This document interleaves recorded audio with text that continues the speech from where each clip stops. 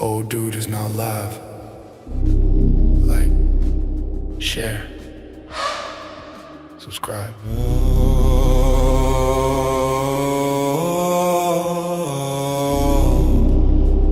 It is the mind of Mr. Nagazilla. Nagazilla. Nagazilla. Nagazilla. Nagazilla. Old dude is now live. Like, share, subscribe.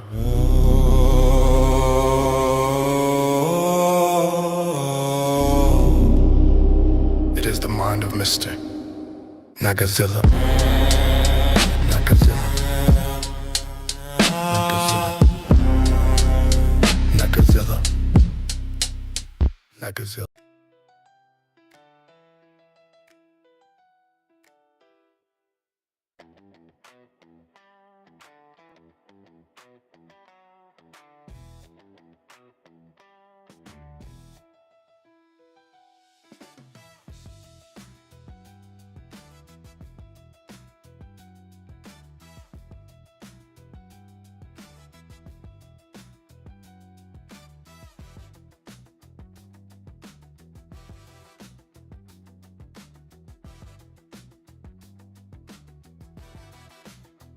Good evening.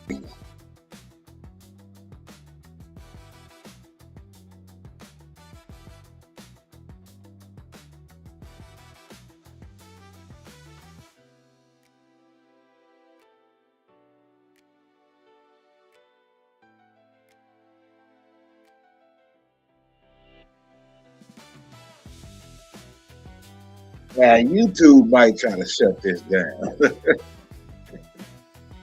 but I don't care. I'm going to try anyway.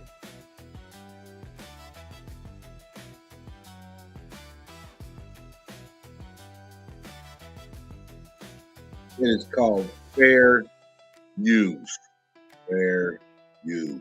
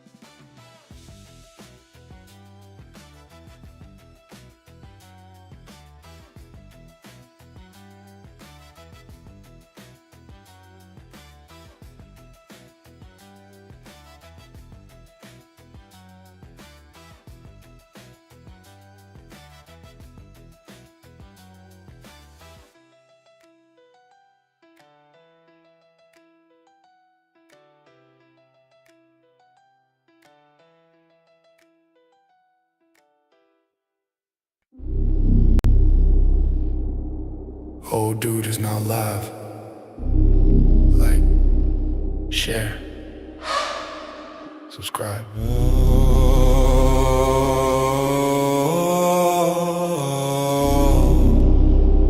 It is the mind of Mr.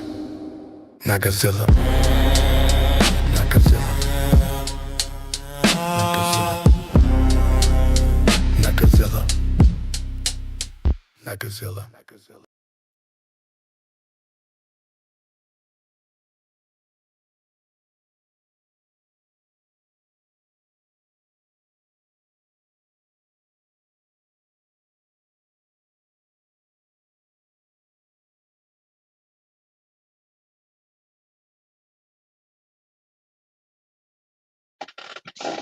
This might not be the place for you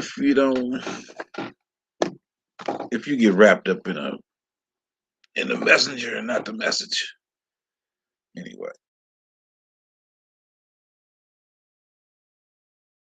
Crokin, I've been familiar with her work for years. I'm really glad to have her on. Is an award-winning author, independent investigative journalist, and documentary film producer, best known for her relentless work exposing sex trafficking. Liz, executive producer, Slave Princess, released in the fall of 2021.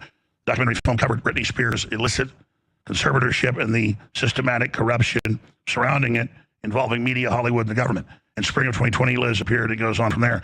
But her work, even since then, has been more powerful. She's an expert on Pizzagate. That's a gateway into these elite pedophile rings and the control systems.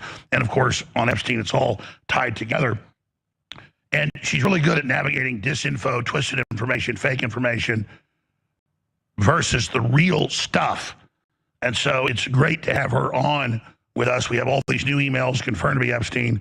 One piece of pizza, going to be shared with a bunch of people. It's glowing. You're really going to love it. Talk of cannibalism. I mean, all of this stuff is just unbelievable. Even though I know all about it, it's just shocking when you see it so confirmed and out in the open. We can get her take on where this is going, who the different factions are, what's happening with Trump, and what she thinks needs to be done. You can find her at lizcrokin.net. That's LIZCROKIN.net, or on X at Liz Crokin. And we're really blessed to have her here with us. Liz, like I know you, I've watched your work so much. It's great to have you here with us today. Where do you want to start? Because there's so many places. Well, thank you for having me. I think hell's freezing over because... Now she got a long neck. My bad. Pizzagate's going mainstream, and we're finally doing an interview together. If you want to start at the beginning with the Podesta emails, we can go back to 2016, but it's totally up to you. Yeah, let's do that. Pull up. We're going to deliver you the 7, 9, and 11-year-old for your entertainment to the wooded facility with the hot tub. Yeah, let's start there. That's a good one. So you've got the floor. Go ahead, tell us about it. Okay, so in 2016, the Podesta emails came out, and as you know, and this was right before the election in October, and they were released by WikiLeaks, and Julian Assange runs WikiLeaks, right? Now, in those emails, they were littered with code words, and many of those code words were pizza or food related, and they were not used in a context that applies to food. So people like me and yourself started researching this, and we started researching the people that were sending these emails and what they were into. And we discovered that it was, after doing the research, it was clear as day that these people are involved in child sex trafficking. But I want to say that in 2016, when these emails were released, it was known in the pedophile, I guess you'd say, that pizza was a code word, and there was actually evidence of it on the internet in 2016. And what happened is, after the Podesta emails came out and people like myself started noticing that they were using pizza in a context that doesn't apply to food, and that it was also a pedophile code word, they started scrubbing this stuff from the internet. And then what the media did is they then twisted what Pizzagate is. They never mentioned the Podesta emails. They made it seem that Pizzagate was only about Comet Ping Pong in a basement, and Hillary Clinton is allegedly trafficking kids from the basement of this pizza shop. And the New York Times, this is the key now, and we just learned this week. We knew the first part years ago. CNN, they focused on 4chan. They all focused on the disinfo about that there. They made a story, then turned around and said that I did, and claimed a man came and attacked for me, which wasn't true, but they couldn't sue me for that because they knew it wasn't true, though they talked about doing it. And now we learn that Epstein was working closely with the individuals at 4chan and 8chan in the emails for years, putting out disinfo. Pretty powerful. Absolutely. So back to the email that you were talking about. So, a bunch of emails that reference pizza, like I'm going to get pizza for an hour, or, pizza related map, just a lot of pizza references that did not apply to food. But the email that you just mentioned, so this email was sent by a woman named Tamara Lozado. Now, she was the former chief of staff for Hillary Clinton. She sent it to John Podesta. That was crazy, all that Q shit. coming back in play. I'm just saying, my bad. Now, she talks about sending children, 3 children, to an adult pool party for entertainment. Now, one thing I want to point out about this email is that if you look at the email, you'll see that they list the children's ages. And so what I want to inform people is that when you're trafficking children, the clients have age preferences. So when they're trafficking children and communicating about trafficking children, they often list the ages because, like I said, clients have different age preferences. And this is important to note because in some of the emails that have come out from the Jeffrey Epstein files that were released Friday, there are some emails where children's ages are like randomly listed. And so it's just something to remember. Okay, so she sends this email about sending the kids for entertainment for a pool party that John Podesta is going to. But here's where it gets way more dark. This woman was running a password protected website called Evie's Crib. This website had all the markers of being a child porn site. And on that site, she advertised that people could pay to see infants raw and uncut. Furthermore, some of the children that you could view on this password protected website, which no longer exists, by the way, their names matched up with the names of the kids in that email. Unbelievable. And now we have the new ones where like, oh, this pizza's glowing and happy and must have a great time. Right. And then all these sick photos. And then you've got the deputy head of the Clinton Foundation caught and convicted trying to smuggle little kids out of Haiti. And then she changes her name and becomes the head of Amber Alerts. I mean, it just goes on and on. Right. And just so what you're seeing right now, that is Evie's Crib. That is the website that she was running. And if you zoom in here, I don't have my glasses on. You can, Evelyn will be the queen of the world. Somewhere on here, it says you can view infants raw and uncut. But then if you scroll down, you'll see that there's all these tabs. And these are the kind of tabs that you see on porn websites. So and you can see it's the faces of children, you know, obviously making sexual faces. So you click it and then you get to see the deed. Right. And so what people have to understand is that, you know, when you look at Pizzagate, you have to look at all the pieces to understand that, yes, they indeed are rape, torturing, and trafficking children. So they're using a known pedophile code word, which, by the way, has been confirmed by the DOJ, tons of police departments, the FBI. So this is not a conspiracy theory. Pizza is 100% confirmed pedophile code word. So they're using pedophile code words, number one. And then you have people using these pedophile code words running what appear to be, you know, password protected child porn sites. And then you look into the other emails and you find out, oh, they're attending spirit cooking dinner. So let me do a Google search and see what spirit cooking dinners are. And then you realize that their spirit cooking dinners are literal satanic rituals where they do a ritual involving blood, semen, and breast milk. And then they cut their finger, they drink the blood, and they do this with satanic witch Marina Abramovic. You know, and at these dinners, they're cannibal themed. And then, you know, as you mentioned earlier, then you look at all the connections between, you know, Podesta, Hillary Clinton, and trafficking, like Laura Silsby, the trafficking with the Clinton Foundation, their ties to Epstein. And then you take it a step further and you look at their art. You look at John Podesta's art. You look at Tony Podesta's art. Well, what kind of art did they have in their homes? They had pedophilic art all over the home. Tony Podesta had pedophile art all over his home. John Podesta had cannibalism art depicted in his Hillary Clinton campaign office. Yeah. Now this sculpture, okay, the gold sculpture, that is supposed to be mocking one of Jeffrey Dahmer's victims that was beheaded. But then the other ones, the other paintings are the pedophile art. Yeah. So when you add all these pieces up together, it's just, you can't deny that these people are clearly involved in rape, torture, and trafficking children. So. And you have that 2007 magazine put out by the Washington Post about, you know, radical, dangerous art. And it's showing what looks like 4-year-old kids tied up, wearing red shoes, paddled with their butts red in what looks like torture dungeons. I can show you an overhead shot here. And you've got like demons. having sex with kids, but this is what they put out in the Washington Post. And, you know, babies being cut up, eating, all this stuff, children in chairs tied up, all this stuff. I mean, and then you've got the very people wearing the red shoes. What's the red shoes mean? Well, the red shoes allegedly is made from the skin of infants and babies. Wow.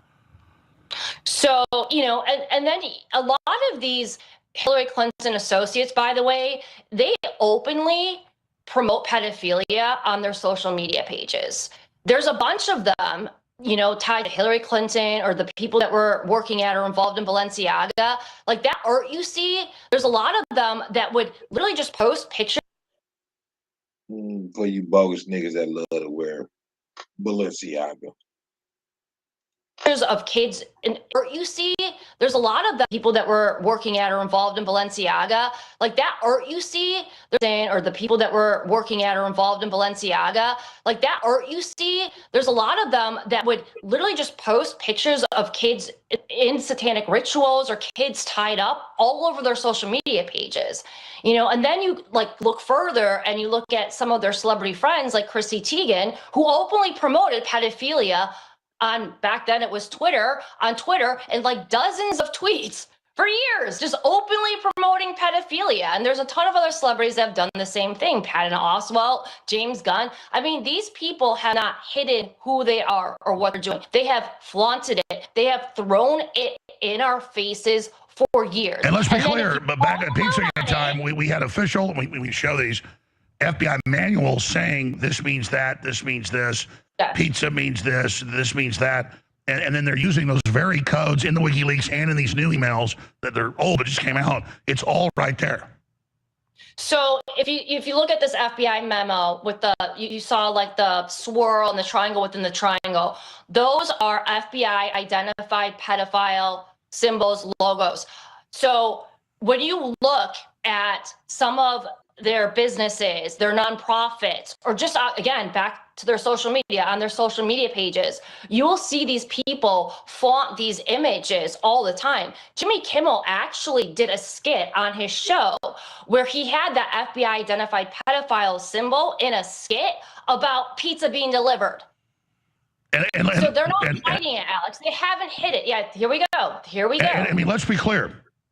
If somebody, I learned about this like 20 years ago, has an upside down pineapple on their mailbox or on their door, or a woman's wearing that around her neck, you know, at a resort anywhere. And the reason I learned about this was like probably 20 years ago. I'm in Cancun, a decent, nice resort. And this guy and his wife come over and they're saying, hey, you guys like pineapple and stuff. And I know what it meant. And she was wearing an upside down pineapple deal. I later looked it up. I was like, oh, they wanted to swing. And we were like, wow, pineapple, yeah. What? So, and now, well, that's a huge thing. Most people, I guess, know about. So that's for adults, though. So it's the same thing. Like the upside down pineapple is a symbol that we swing. These symbols are we rape kids. Yeah, and they flaunt it. I mean, and here's another thing. So the whole mainstream media covered this up, as you know. The entire mainstream media covered this up. They said and they picked me to say that I put it out. I just covered CNN reporting on 4chan and 8chan that we now know are working with Jeffrey Epstein in the new emails. Right. Well, what happened to CNN? They had multiple producers get arrested for attempting to rape children and or child porn. There's been actually several mainstream media journalists or producers or editors that have been arrested for pedophilia since 2016. And all of them worked for networks or publications that said Pizzagate is a hoax. And there was one reporter in particular, my favorite, who mocked Pizzagate, and he called himself Dr. Pizza. His Twitter handle was Dr. Pizza. And remember, there's also been sex ed teachers famously in schools around the country that teach sex ed that's all about pizza parties. And look at this, former ABC investigative journalist pleads guilty to child pornography charges. He was the guy out debunking it all. Yeah, he actually has his byline on a story that fully says Pizzagate is a debunked conspiracy theory. And he worked for ABC, and that's the same network that covered up for Jeffrey Epstein. And, you know, scratch the Amy Robach's report. So were you having flashbacks when all these new emails came out, so many new ones are coming out. I'm getting new ones right now where it's Jeffrey Epstein. Clearly they're delivering children. Clearly, oh my, some of the people are like, wow, I'm seeing shadows and scared. I'm not coming again. They're like, well, this isn't for everybody. Ha, ha, ha. So you've also got people like, whoa, I shouldn't have done this. Others are like, oh, that was so great. Can we do it again? Mm-hmm.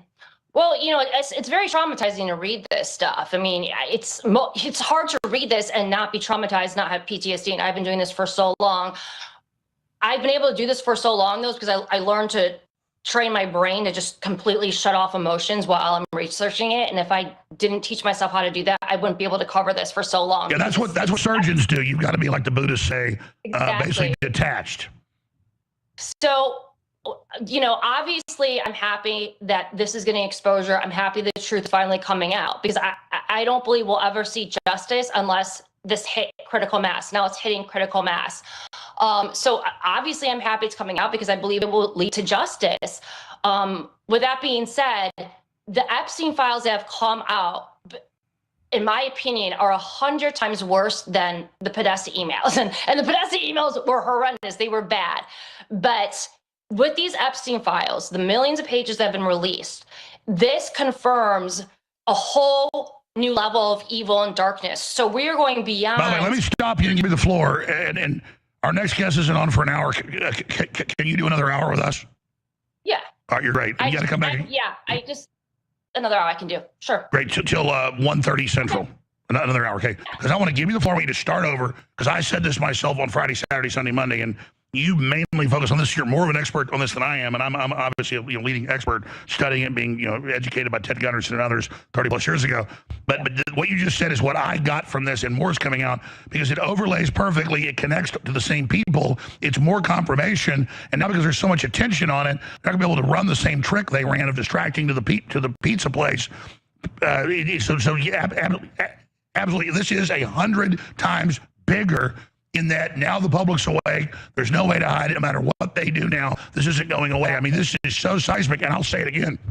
I'm not defending Bondi or Blanche. I can't stand and think are evil operatives. Were they lazy? Were they stupid because there were all these millions of files? Maybe they're not in on it, so they don't know the code words and stuff? Because they released all of this, and I agree. I mean, they're devastated. Sorry, I'm going to start over, but why do you say it's 100 times bigger? I totally agree. I mean, when I started seeing this weekend, my heart was actually, which just never happens. I'm pretty, like you say, detached as well. So I just cover it. I mean, I get emotional personally, but when I'm doing it, I'm just researching. I literally was like, whoa. I mean, the magnitude was hitting me of this is insanely huge. Right, because the Podesta emails, in my opinion, confirm the pedophilia and they confirm the child sex trafficking. These emails confirm child sacrifice, murder, the cloning, the Dr. Mengele kind of experiments, the DNA experiments, the baby breeding, MK Ultra, So this confirms, I think there's a bunch of topics that go under Pizzagate, which would be everything that I just said. But these emails validate that all that other stuff is real too, whereas the Podesta emails didn't necessarily. Well, it's incredible. I used to be in a few movies and be in some TV shows. Hollywood tried to, get me in. And I was the bad guys because Rick Linklater's not part of Hollywood and doesn't like him and likes me. But then the others kind of tried to recruit me in, and they weren't really bad, but they were like, "Oh no, it's true. Here's the factions." And they told me the 4 or 5 factions, and they said the Chinese are more and more a big faction. But they said no, it really is a big Satanism faction. And they told me they got groups that brainwash women, drug them, don't give them enough food, they brand them. And that wasn't just the NXIVM cult, it was others. So I knew about that. They told me about islands, all this stuff. So that was and Gunderson said all that too. So, but I was getting it from people that knew about it. They weren't involved, but they were telling me, you got to be careful. Like, oh, hey, we got to get out of this party. Some really bad people just showed up. And unless you're into screwing underage girls, we need to get out of here. That was a true story. And I mean, there's like A-list actors. It's like 10 o'clock at night. I'm like, well, let's get out of here. Because the wrong crew just showed up.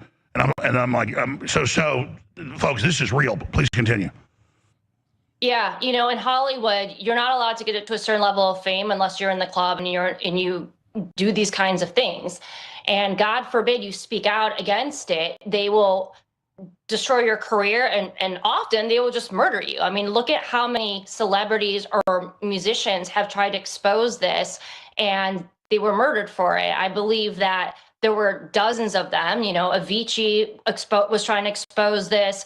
Anne H was trying to expose this. Chris Cornell, Chester Bennington. There's been so many, and then they all end up dying in these suspicious deaths. So to become successful in Hollywood, you have to be part of the club.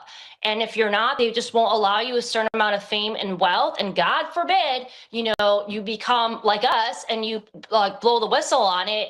Forget it. They will not just blacklist you. They will probably try to kill you or just kill you. Like, yeah, look at her when she got into that car accident and, you know, she's on the gurney and look at her come out. She's clawing. Look at that. She's and they reported out. she was She dead. knows they're trying to kill her. They'd reported she was dead, and then she pops out of the body bag. Yes, you're right. And here's the thing. And then they were trying to say that she was intoxicated. You know, she had a drug and alcohol problem. They say that about every single person they murder, right? Drug and alcohol. Well, there was someone that the person that saw her last, which would be 10 minutes before the accident, the person that saw her last, she was at some costume store. They said that she appeared completely sober. So she'd have to get wasted within 10 minutes. And then they had her car speeding down an alley. And as you and I know, WikiLeaks exposed that the intelligence agencies, the CIA, they have the ability to remote control your car. So that's what I believe happened to her. Meanwhile, they have movies like One Battle After Another with real secret giant societyist white supremacists. Y'all keep playing with them remote control cars if you want to. No, folks, it's pedophile Satanists. We'll be right back. I'm here to announce a new, extremely exciting product.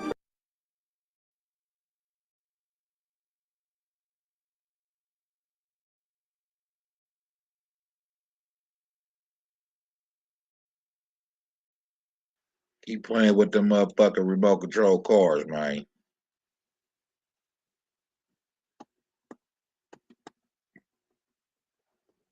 You're not selling nothing on my channel, sir. What do we have here? What is this?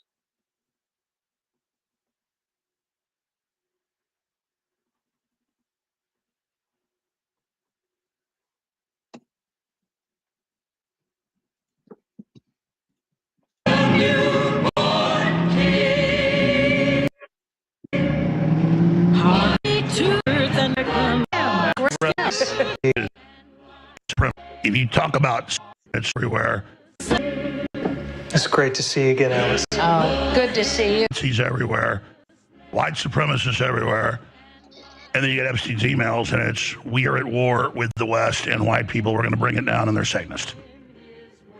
I'm telling you, there ain't no real white supremacists, folks, other than like the Klan out in the the boondocks. But this, if you talk about Satanism and pedophilia, and then flip it, now it's real. Now it's real, and that's their club, and that's how they know they control you. That's how they know you're divorced from God, and you'll do anything they say. You know, Mafia has initiations, commit murders, you name it, make your bones. MS-13 has raping children and human sacrifice. More and more of the Mexican Mafia groups are doing that. This is the real cult, folks. Good versus evil. So just invert this into Satanism, and it's super accurate. Here it is. Come in.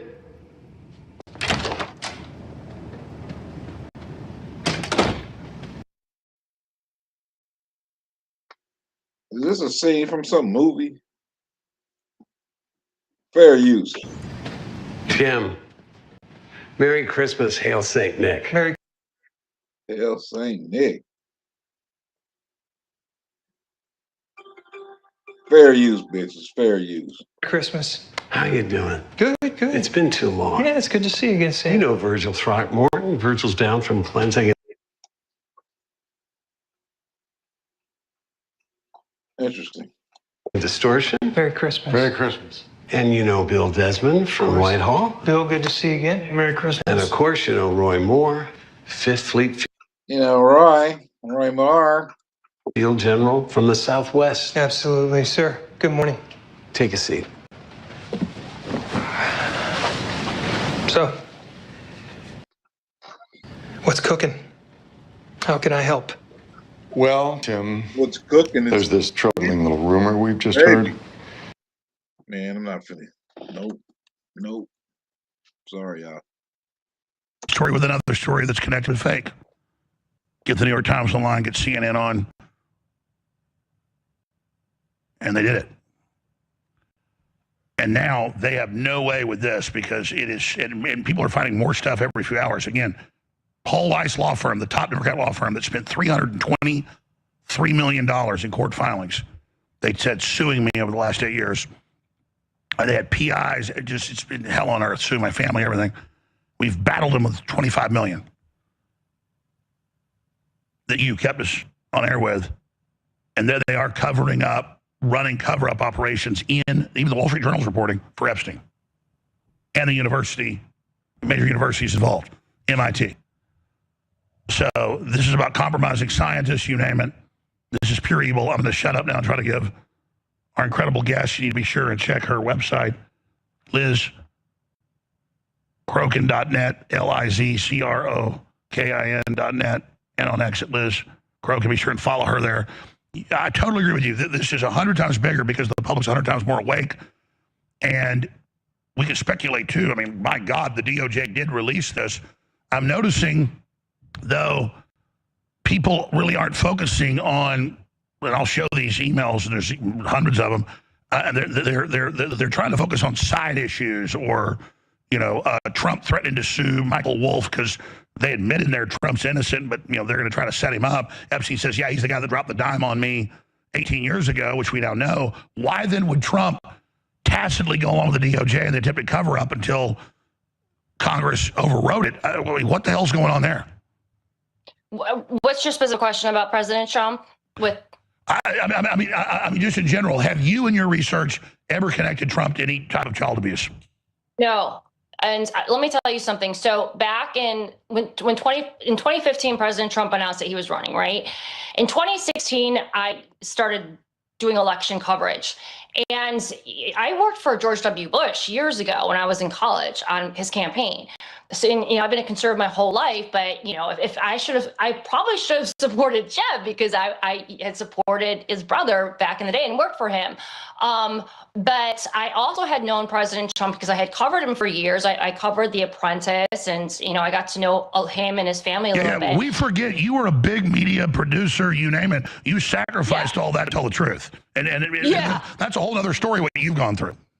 Yes. So I had covered Trump, but I wasn't like this Trump super fan or anything. And part of the reason why I got back into covering hard news, specifically the election, is because I knew they were just blatantly lying about him. And it disgusted me. It really frustrated me how much they were lying about him. And I really liked what he was saying. And I became, a huge supporter of him pretty much from the beginning when when he announced he was going to run. And so I got back into mainstream media journalism to tell the truth about him and cover the election.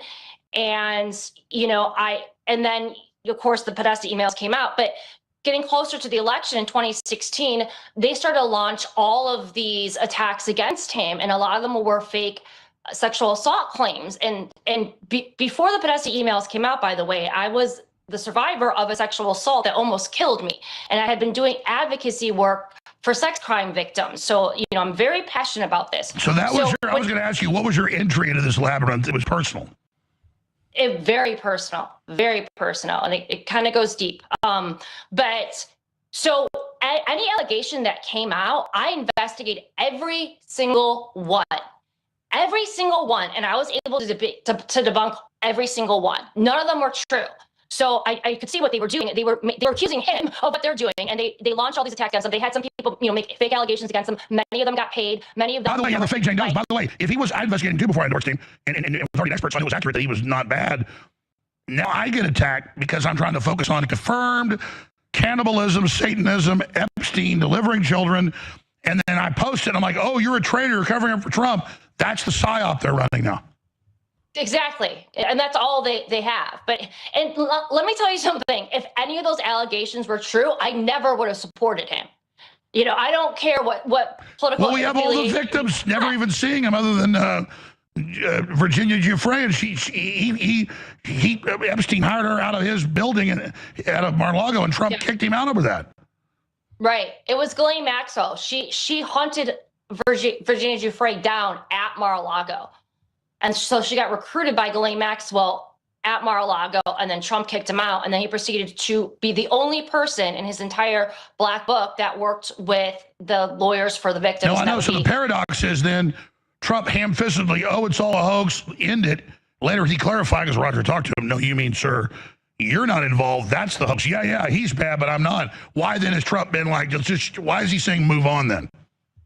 Well, I think that, Trump's always is very strategic with optics, right? And I believe that he's strategically distancing himself from this, because when there are arrests, and I am very confident there will be arrests, Alex, he wants to be as far removed from this as possible. And they also need the public behind this, because if that doesn't happen, then they're going to do Trump's a dictator. Trump's just arresting his political opponents. And so I think that he's strategically distancing himself and trying not to comment on it too much. And he did clarify the Epstein hoax thing, and he was specifically talking about how the Democrats faked evidence and, in the files, like the stupid birthday card, that they made up and claimed that, Trump sent that to Epstein, which wasn't real. He was talking about that. He wasn't talking about the real evidence and information, which is what we're seeing. But, people that are that don't think that he wants to pursue justice for these victims. He's been working on this for 2 decades. We saw Epstein get arrested during his first term because Trump won. Obviously, that never would have happened if Hillary had won. And, do you really think that they're going to release millions of pages of evidence of them doing the most horrific things to children and all of these victims, the trafficking, the experiments, the murders, like the sacrifices, the satanic rituals? You really think they're going to get the whole public worked up to just not do anything? And people forget that there's a bunch of secret grand jury hearings happening right now, one in Fort Pierce, Florida. And then what's going on with the Clintons? Well, they were about to be held in contempt, and they were freaking out all weekend long because I think they started realizing, oh, wow, we actually may go to jail, because if they are held in contempt and it goes to the DOJ, they can be thrown in jail for a year. And so now we have Hillary Clinton and Bill Clinton agreeing to testify. But here's something else that's in play that's going to come out, in my opinion. What is just as bad, or actually probably worse, believe it or not, than these Epstein files? Well, the evidence and the information on the Anthony Weiner laptop. The contents on the Anthony Weiner laptop prove that Hillary Clinton and associates were involved in the rape, torture, and trafficking of children. And there are videos on that laptop of them torturing children, trafficking children that are supposed to be horrific. And I know you know the story, the NYPD. Yeah, but let's repeat it. How many officers, I remember 10 of the 12 that saw it, and I talked before they even killed him to investigators, and they said people were vomiting. They said this laptop was the control thing. It was actually watching powerful people rape and kill kids and eat them, drink their blood, which is now in the emails with Epstein saying, yeah, we're going to eat these kids. I mean, folks, exactly. And so and now who's Uma Abedin married to? Now it's Alexander Soros. Oh, who is she married to? Weiner. So, and who is over that? Chuck Schumer. And he in New York. Oh, I mean, my God. Yeah. So, yeah, the real Epstein is Schumer. Yeah. And so that's huge. And people don't know that Senator Grassley requested all the evidence, and he was supposed to get delivered by December 28th. So I believe that he's working on that disclosure. And I do believe that disclosure will happen. And by the way, Grassley has been releasing the cover-up of the laptop, the cover-up of Hunter Biden's laptop. He has been releasing the Crossfire Hurricane, the Arctic Frost. He actually has been doing it. The problem is it goes nowhere because of Todd Blanche.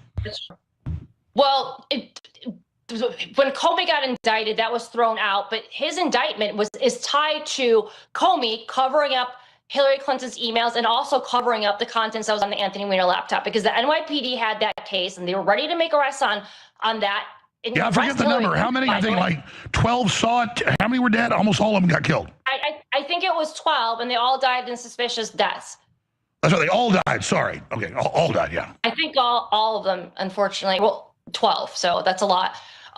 Yeah. I was going from memory. Yeah, because it was 10, then it was the last two that got killed too.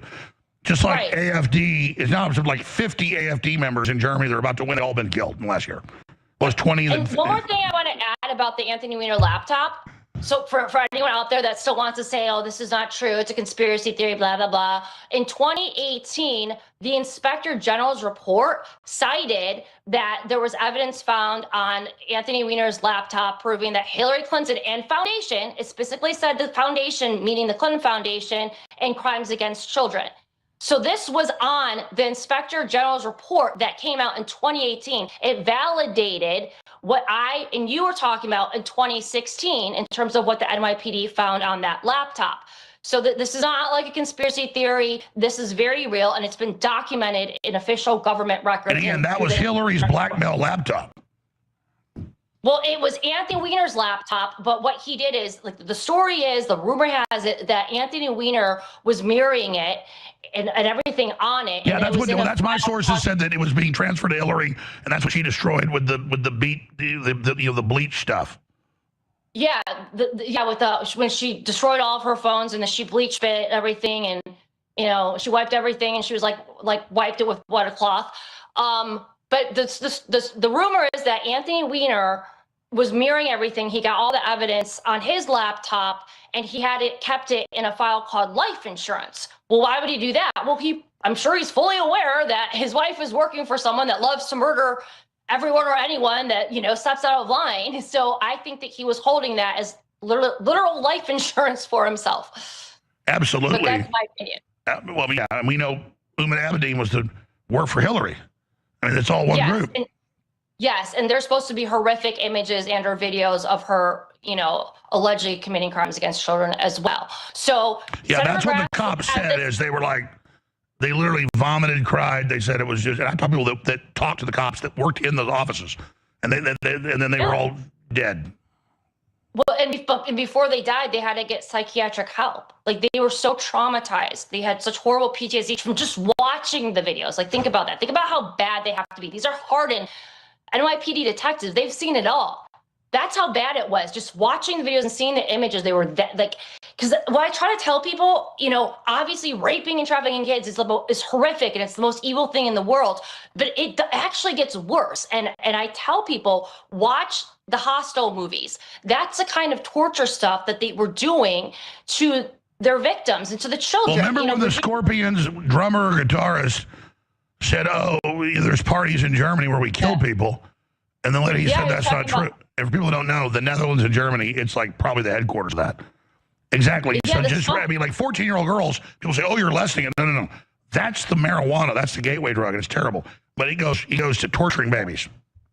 Right. And Todd Blanche, at his press conference, when he was talking about releasing the Epstein files, he said that they had to redact any images or videos of murder. So that suggests that there are snuff videos that were in the files.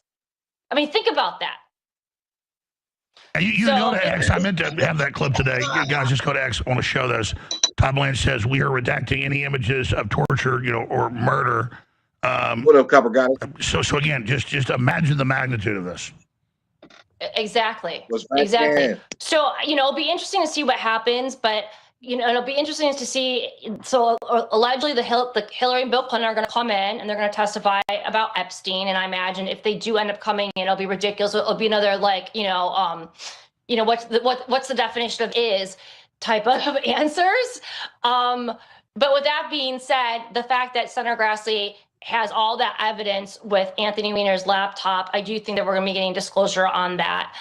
And that I think is even more damning and devastating than what we're seeing in the public is so angry, they're not going to buy any of it. And so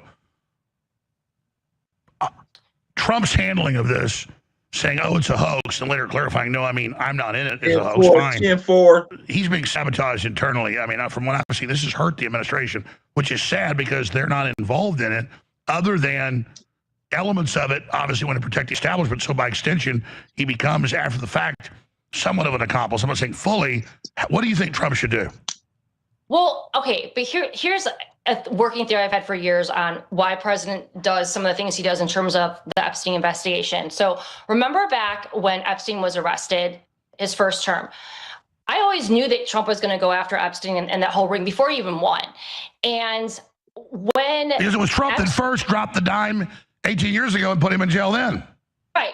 I know that. But it's weird. Trump never takes credit for that. But I knew that when I first endorsed him 10 years ago from my sources. And he that Q shit coming back around kind of hard and heavy. Damn, Q. That's crazy. In the news. And then now it's all confirmed by Wolf talking to Epstein. So why doesn't Trump take credit? Well, he has before. He has. But he just doesn't, he just tries to stay away from talking about it. But here's something that's interesting. I believe that he strategically appointed Alex Acosta to his administration the first term, knowing that he gave Epstein the sweetheart deal, because he also knew the entire mainstream media, which you know more than anyone, is compromised. So Trump knew that the only way, he knew he was going to take down Epstein, in my opinion. So the only way that he'd be able to get the mainstream media to cover Epstein was to appoint someone like Acosta. Because if they can tie it to Trump, they cover it. And so I think a lot of what he says about Epstein, he's baiting the media and he's baiting Democrats to talk about it. Trump is in the clear, you know, so I don't think he cares if he's getting accused of being in the files or this or that, because he will be vindicated. Okay, let me stop you. Let me stop you then. And I said this yesterday. People flipped out over it. Q people said Trump is setting them up to release it and then it's going to burn them. Because the average Democrat's not involved, they don't know. They did it. That actually is one of the few things the Q people ever said that came true. My issue was I knew who the Q thing was. They saw how I got in trouble putting out the WikiLeaks. It was in the White House, a senior person in the mid-level. These are household names now. They're not, one of them's not mid-level now. And they said, hey, we saw you get in trouble. We got a way to put out this stuff to get them. And they don't know where it came from, and we want to have you involved. So I literally they tried. I said, I'm not doing that. I'm not getting involved. I'm never involved with anybody else. I do my own thing. They said, that's fine. But I was sworn to secrecy on it. Then they later go, oh, God, you're right. About a year later, it's been taken away from us. Now we're abandoning it. They've twisted it all. The bad guys have it. So I knew that, and I tell the Q people, they go, oh, yeah, right. Like, who are you, Alex What up, T. Cortez? What's packing with you? Jones, like, who are you? No. And then now Trump's doing pro-Q stuff. Maybe they've got back control of it. But that's what it is a way to, but then you've got 4chan, 8chan now caught with Epstein putting out this info. You see my point? But I have to hand it to the Q people. They were right about this. Well, President Trump is Q+. You just showed that image and he's showing that he's Q+. But, you know, President Trump has confirmed that he's part of Q since his first term. You know, Annan would ask him to do certain things and then he would do it. Like, and Annan actually asked him to say the phrase tippy top. And then he said it next to a rabbit. And you and I both know what the rabbits, the symbolism of the rabbits are. So. No, but I'm telling you, Liz, this is like all my children. I know it was the White House. I know, he just got elected. He was president-elect. People came out to visit me. They said, we got a way to put this out, but not get everybody sued. Do you want to? And I'm like, oh, well, I'm not going to join the group, but okay. Then later, like, oh, actually, the Democrats somehow were getting involved. Now we know it was Epstein had got involved with 4chan and 8chan. Epstein, you understand they can then compromise it and then act like they're the Q. Yes, I know, and I was sworn to secrecy. Yes, I know Trump knew. My point was, I just followed what I was told by people at the White House, and let me say high up, like, you know, I'm not going to say who. Well, so I think, so yeah, maybe now Trump thinks he's got back control of it. Yeah, well, but, you know, at the end of the day, I do think the truth will come out about Q. But here's the importance of Q. Everything Q said about Pizzagate and Epstein has been 100% accurate. And no, but you were on Pizzagate and so was I before. I mean, like Trump goes up to the Federal Reserve, they go, oh, look, Q had just exposed this. I mean, no, it was Jim Griffin did. No, that's fake news. That's disinfo, because Q did not come out until over, a year after the Podesta emails came out. The Pizzagate broke in 2016 when. No, but there's no doubt the White House. That's what they told me. They said we're going to use Q to put out the Epstein and the pedophilia stuff. That's what they said. Yeah, well, no, that's accurate, because that's. But let's understand. I'm like telling you firsthand. That Q was the White House. Then they told me, no, abandon it. The Democrats have gotten control. Do you see that? Then now they could be. Now we know that Epstein in the emails was involved with the people that were putting it out. So the Democrats need to go to a place where the Republicans, Trump, was using to put it out. Now that's why this is so big. You're right. It's 100 times bigger because it answers all the questions. Does that make sense? Well, and they had to bypass the mainstream media because they knew that the mainstream media wasn't going to cover any of this stuff. I mean, like there was me, you, Ben Swan, that's it in terms of media that was really talking about this. So like they needed a way to get the information out to the masses, and it worked brilliantly. Sure, I'm just saying this is quite the revelation now that we're both having right here. Oh yeah, it's huge. Like, and let me tell you something. The only news story that has been more attacked than Pizzagate, or maybe equally as attacked as Pizzagate, is Q. You know, and they only attack the truth. Like we know that they don't attack people. No, Elizabeth, you understand what I'm saying is I was told by the White House that was running it, it's been compromised. The Democrats have taken control. I think Trump now thinks that they've got back control of it. Does that make sense? Yeah, I've heard that before too. I'm not 100% convinced of that, but I think that we can both agree in the beginning. But Liz, you believe me that I was told this by the White House. I 100% believe it, but he's been surrounded by a lot of bad people too. You know, I mean, look at Mike Pence. Judas all Pence. knows about Mike Pence. So well. I was told by. I think we all know his name. We'll be right back. Stay with us. They looked at sleep deprivation with creatine supplementation, and so they randomized people to either drink a placebo. I'm hip. Hey, come on now. What's going on? I get it. Creatine is the shit. Look into it. You might learn some benefactors from it. Something you can benefit from, I mean. All right. But on the Q thing, I want to explain this. And I've explained this before. You ain't selling shit over here, please. It's not like I just saw a turnip truck or something. They saw how with the WikiLeaks, we were the most successful getting it out. Drudge would post it front page. We weren't involved with WikiLeaks. They thought we were. They indicted Roger Stone over it, who was working with us at the time, big advisor to Trump. And they said no. This. Who was Cappy and what? Cappy? Who was Cappy? Q thing. We're running this out of White House. This way we can put stuff out that's real and expose the pedophile rings. And that way we don't get the heat. And so I was like, yeah, but I don't ever join groups. That's fine. You guys just do that. Give me any ideas you want. Great. Then about less than a year later, they go, yeah, it's been compromised, at the 4chan, 8chan level, which we now know Epstein was literally doing. That's come on the new emails. So now we've lost control of it. Right. And then still Flynn endorsed it because he could kind of program it from outside 8chan, 4chan with what the Q movement should do. But a bunch of it got twisted and got really esoteric and Gnostic. So then I'm telling people the truth about all this, and then they think, oh, you don't know the majesty of the Q thing. But undoubtedly, him on Truth Social 2 weeks ago, putting out all these images, endorsing it, and now the stuff coming out, clearly it's gone back to where it was. So can you speak to that?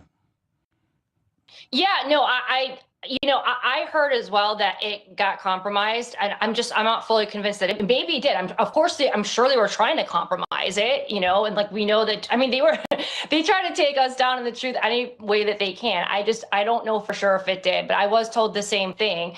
But what I do know is that Q's real, and it's a group of patriots, and President Trump's involved, and this was their way to get the truth out to bypass the mainstream media.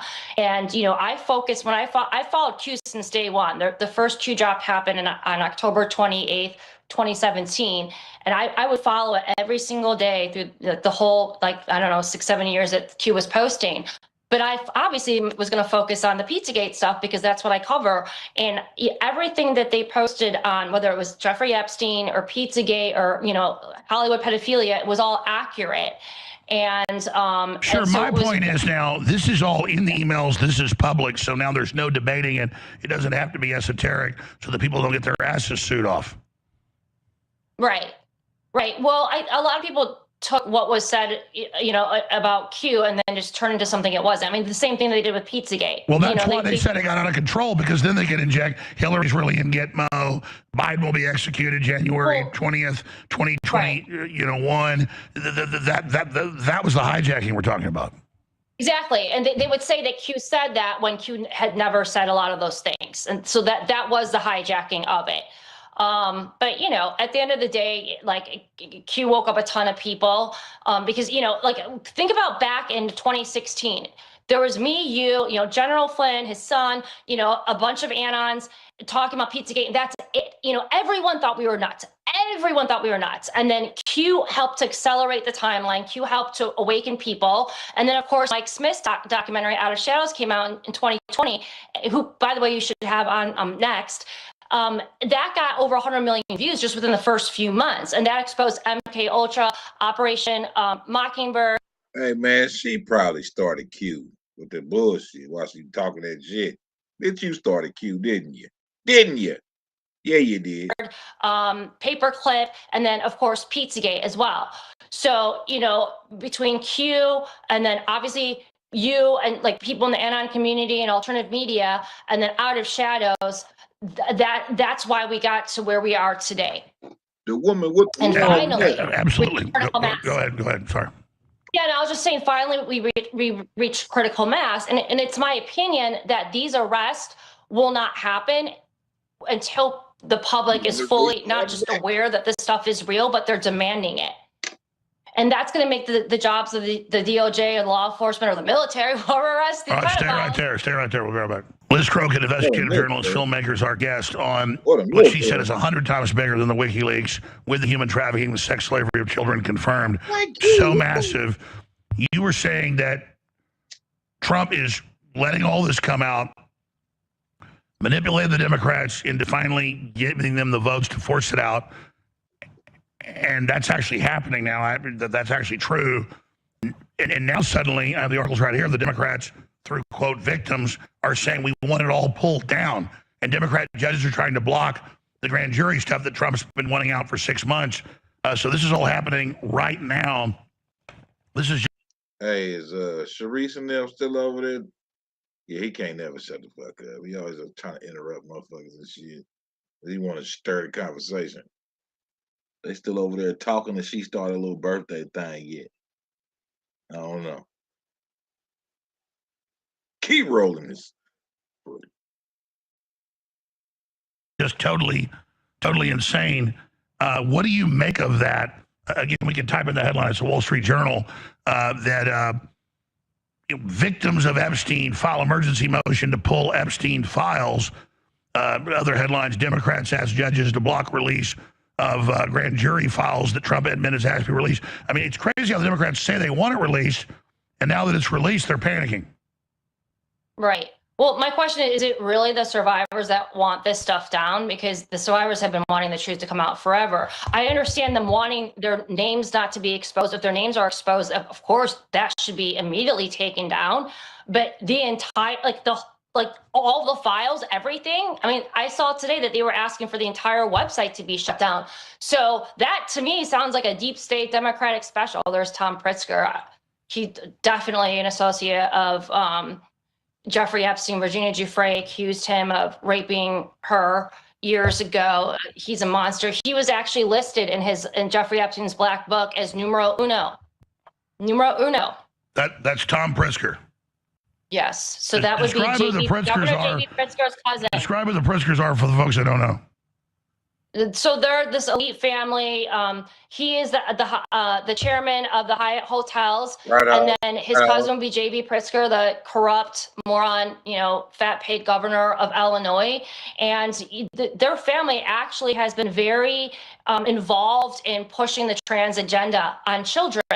And what are we learning now from the Epstein files? We're learning that Jeffrey Epstein and his associates were big on transing children. There are emails talking about, giving children at the age of 3, like sex hormones to change their sex. And if you want to go deeper on the trans agenda, well, like, why are all these satanic elites pushing the trans agenda? Well, what is a trans person? That would be pushing Baphomet. You know, they're one of their, you know, satanic gods, whatever you want to call it, is, you know, half female, half male.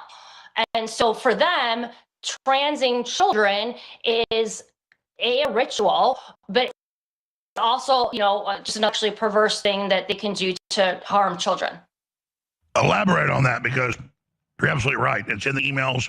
He's meeting, you know, he's with top scientists, top futurists, top biological evolution experts talking about taking over society with transgenderism. And you got the Pritzker, he's saying he's numero uno. That means the boss. I think so, because when you read Virginia Giuffre's book, he uses the reference number one or numero uno for his like top person or favorite person. So Virginia Giuffre said that she became his favorite sex slave. So he called her number one. So when I see him referring to Tom Pritzker as numero uno, that makes me think that he's not just a co-conspirator, he is his top co-conspirator. And he has worked very hard to try to, you know, not get these files released. But his family is deeply involved in the trans agenda. They've spent a lot of money on it. And as you know, in Hollywood, you see so many celebrities that are transing their children, you know, as toddlers. And there's so many of them that do it. These kids can't even speak yet, and they have boys dressing as girls and vice versa. Well, that's because this is part of a ritual. You know, there's a, you know, the rumor is that, you know, when you're part of the Satanic Club in Hollywood, you have to either sacrifice a child, or you have to trans a child. It's one or the other. And that's why you see an abnormal amount of trans kids in Hollywood. It's a ritual. It's a satanic ritual. Please continue. Do you want to keep talking about the trans? No, you got so much to say. You're dead on. I mean, it's like the majority of Hollywood people now have trans kids. Well, I mean, there's so many other topics, you know, that we could talk about in light of the release of the Epstein files. I don't know if you saw the interview with Jeffrey Epstein and Steve Bannon. I watched the thing yesterday, and it's really interesting to listen to him talk and to get into his mind, because he talks about so many different topics. And okay, for example, he was talking about, you know, he has the Zorro Ranch in New Mexico, and that's the ranch that is like allegedly has an underground facility, like a medical facility. There are Epstein survivors that claim that there's, you know, this vast underground, you know, like medical lab, science lab underneath that home. And he had the Santa Fe Institute in New Mexico, close by. So it's really interesting, because when you listen to the interview that he did with Steve Bannon, he's talking about how he was very interested in, he kept saying strange things. And, you know, when he's saying this, I'm thinking of the show Stranger Things. And the show Stranger Things is about a bunch of children that are being used as guinea pigs for the government. And they're taking kids that have special abilities to see if they can, you know, remote view, and, you know, if they have the capabilities to, you know, like, you know, make objects move and just like all kinds of crazy things. And Jeffrey Epstein was talking about those kinds of things. And so I have always that Jeffrey Epstein was involved in, you know, again, not just rape, torturing, trafficking children. I believe that he was involved in all kinds of crazy experiments with scientists. That's why he was always bringing them to his homes and working with them. And he has all these secret labs. And I believe that he was involved in MK Ultra. Believe he was involved in, you know, I believe he was probably involved in like crossbreeding humans with animals. No, Peter Nygaard got convicted of all that, and you know, all these hearts, and now it's in the emails exactly what you're talking about. Right. Yeah. And exactly. And in the emails, you know, it's come out that he was buying children. He was trying to breed children. He was like, there were some victims that talk about how they had a baby, and then Epstein's people would just rip the baby from them, and they never saw the baby again. And they were stealing these children. They were farming them. He wanted to create a superior race. You know, earlier on, you know, you were talking about how, you know, the Nazis in this world are always, you know, labeled as the conservatives or the MAGA people. Well, Jeffrey Epstein actually was doing the same things that Hitler was doing. Like, he wanted to create like a superior human race. Like, that's in his emails. Like, he thought he was superior. He wanted to see the human race with his DNA. And it's coming out that he had children. I think he probably had a whole army of children, because we know for a fact that he wanted to turn the Zorro Ranch into a baby breeding farm. I think he probably already accomplished that and probably has a ton of children. They were the ones that were doing the Nazi kind of experiments. They were doing the Dr. Mengele kind of experiments. They want to create a superior race. Like, they were the ones that were very racist and bigoted. So it's just very ironic, all this stuff that's coming out, in the emails. But, again, Jeffrey Epstein was involved in so much more than human trafficking. He had his pulse on everything, the pandemic, vaccines. I mean, it never ends with him. And so I think that as time goes on, the story's only going to get bigger and bigger, and there's going to be more and more dark truths that continue to come out. Well, you're right. You have the Pritzkers literally running the transgender movement, and you've got Epstein saying he's numero uno, and you've got Epstein talking to the top evolutionary scientist, at Harvard, and they're talking about, how we want to turn all the kids trans to get them ready for the new world we're building. And that's what I was told. I'm on record over a decade ago saying Epstein was involved in human cloning, similar stuff to Nygaard before Nygaard even got arrested, where you get a woman pregnant so the stem cells are yours, just like, the organ's yours, and they would have the baby early and then suck all its juices out, its bone marrow, everything, injected into them. Nygaard's on TV saying he did this. Mm-hmm. Again, on his island, Dr. Maru, in the Caribbean. So here's a bigger question. From your research, how many other Epsteins are there? I mean, unfortunately, I think there's a lot in terms of elite circles. I would consider Diddy a lower level Epstein, right? I think that Epstein would. That's another good thing. Diddy, what do you make of Nicki Minaj coming out with all this, and she's about to go public? Yeah, I think it's wonderful. I mean, she's confirming what you and I have been talking about, you for decades, me for 10 years. It's nice. It's so refreshing to see someone in Hollywood have the courage to talk about these things and break free and expose these people. Part of the reason why they've gotten away with this for so long is because very few people have had the courage to talk about this stuff. Everyone's scared. No one wants to lose their job. No one wants to lose their social media. And again, if somebody walks up to your kid in the park and says, "Hey, let me talk about your sexuality," they get arrested. But if the school keeps it secret, brainwashes your kid, puts them in a group of peer pressure, and then weirdo drag queen story time convicted pedophiles come and your kid sits in their lap, they're literally grooming and taking your children away. Then you have the San Francisco choir, all these state house hearings where they come in and say, "I want your kids. We're going to recruit your kids. We're here for your kids." They're so arrogant. They're out in the open. I think that's where they failed, is they misplayed, they overplayed their hand. Exactly. And they always do that. They always overplay their hands. And, there's a pedophile grooming book called Secret Pizza Party. It's literally known for being a pedophile grooming book. Yeah, guys, pull it up. It's online. Don't show the graphic images. It's not real child porn, but it's child rape, but it's images. But yeah, Secret Pizza Party. It's a children's book that teaches children how to keep secrets from their parents. And it's total pedophile grooming book. And Mayor Bill de Blasio was reading this at a library to children. And then fast forward a few years later, Jennifer Garner, who, by the way, pretends to be this advocate for children and combating human trafficking, she was reading the book to children at some event. I think it was last year. I mean, these people openly read pedophile, that's the book. They openly read pedophile grooming books with a known FBI identified pedophile code word. And then notice you've got the other graphic novels that show it's like my neighbor's, 50 years old. He wants me to come in the shed with him. He does this to me. It feels good. Don't tell your parents. They literally, I'm sure you've seen those books, that when people try to read them at city council meetings or school boards, they get arrested for profanity, but you can give it to sixth graders. Exactly. And for so long, because they had so much control over pop culture, Hollywood, the media, everything, people that were telling the truth about this sickness, this evil, these monsters, we were called crazy. We were ridiculed nonstop. We had hit piece after hit piece written about us. And it's, these people are literally torturing children. They're raping children. They're trafficking children. And we're being called the crazy ones. Well, that's my next question. Speak this in your own words. Liz, how big is the vindication for you and everybody else? There's no putting the genie back in the bottle with this. No.